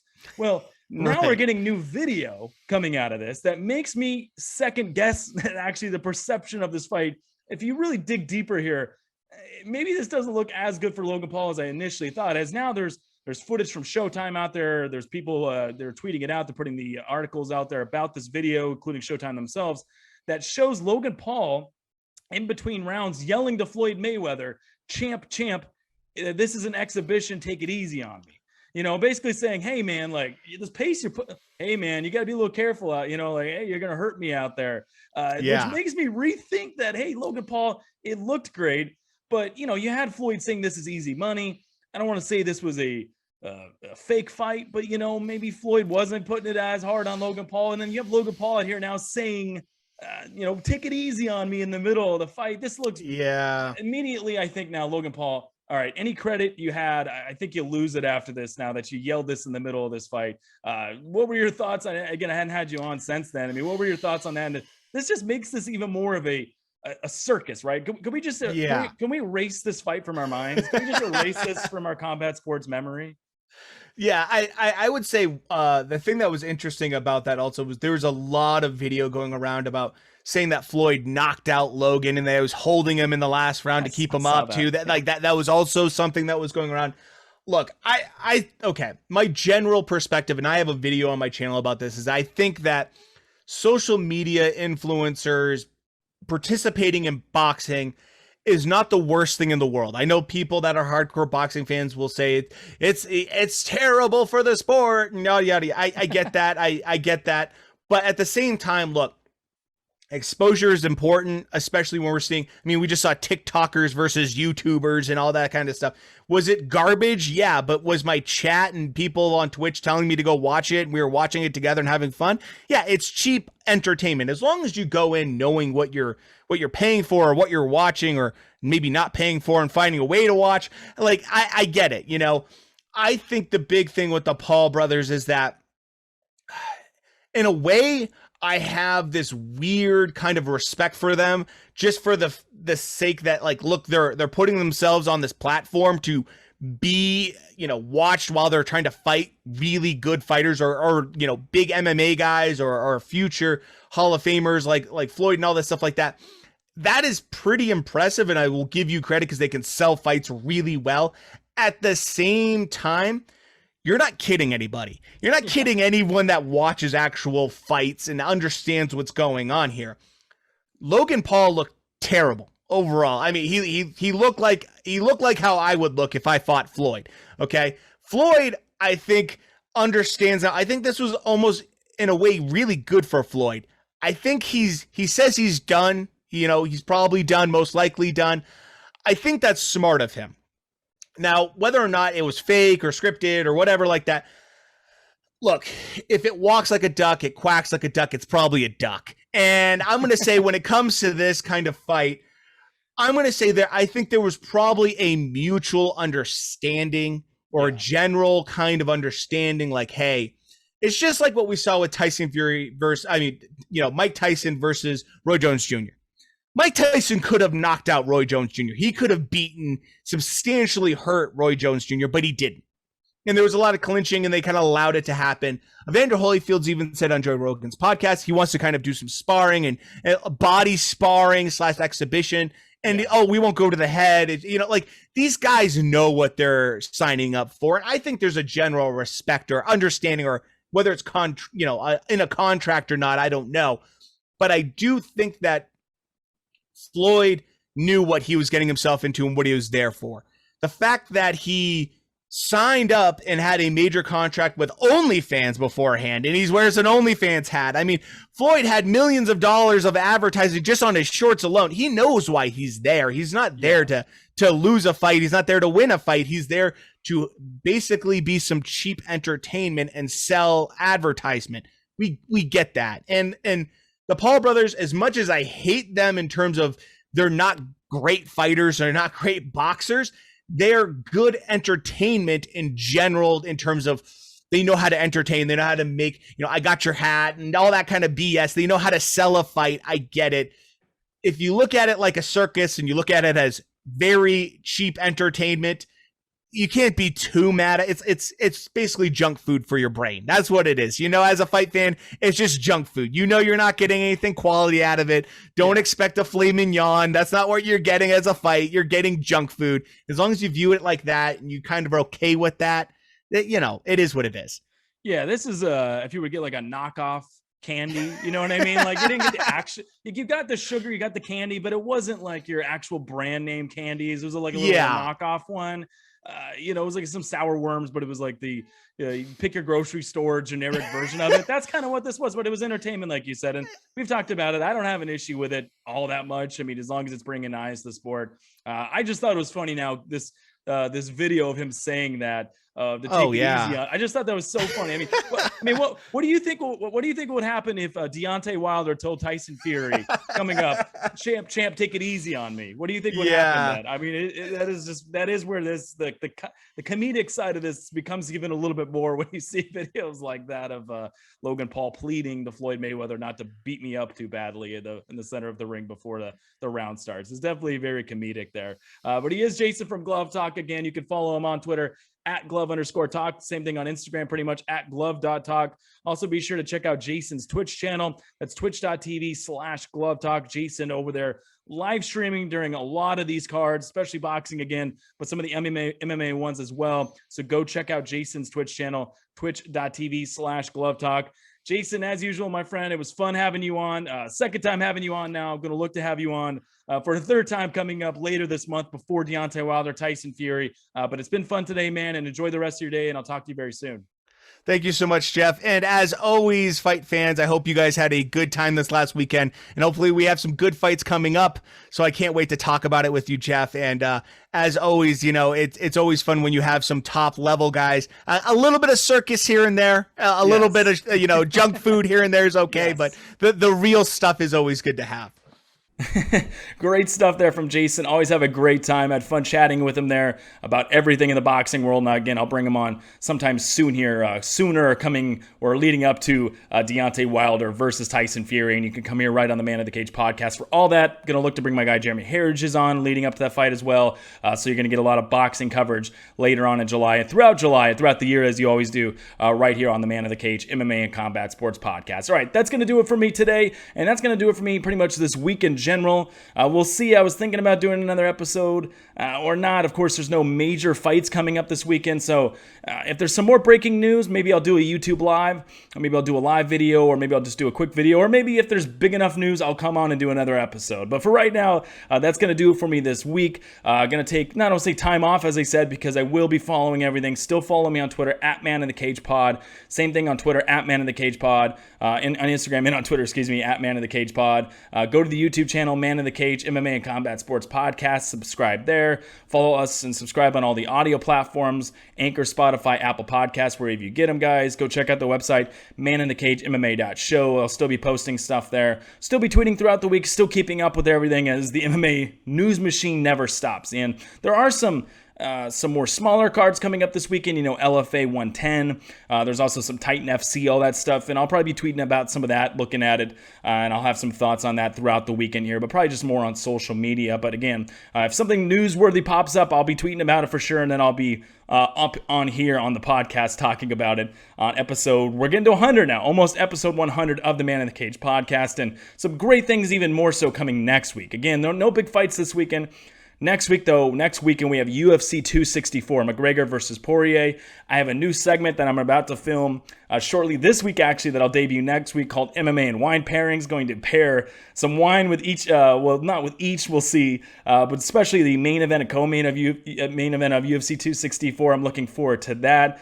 Some special surprises there. And then also I'm going to have a bunch of betting tips next week. I'm looking to have a couple betting tips guys on with me to talk about everything leading up to UFC 264. I know it's going to be a big betting card, so we'll have that for you. And then you also get just what I usually bring, my previews, talking about all the news, giving my thoughts on all the news leading up to UFC 264 and all the other stuff throughout July. Before we know it, we'll get into the next Bellator card. We'll get into later on in August, UFC 265. So much ahead in the MMA and combat sports realm. All right, everybody, enjoy the rest of your week. Enjoy the weekend. Try to enjoy, again, I'll probably put this out on Twitter too, but try to enjoy a little, I don't want to say time off again. If you want to check out Titan FC, LFA. These are great cards. It's a great weekend to watch some of the prospects. But otherwise, have a great 4th of July weekend. Spend it with your family, a little time away from combat sports, just a little bit before we ramp things back up with UFC 264 coming up on July 10th. All right, everybody, enjoy the rest of your day. Enjoy the 4th of July weekend. Grill up some hot dogs. I know I'll be grilling up some hot dogs, and then I'll talk to you later coming up next week on episode 100 of the Man in the Cage podcast. But until then, I'll talk to everybody later.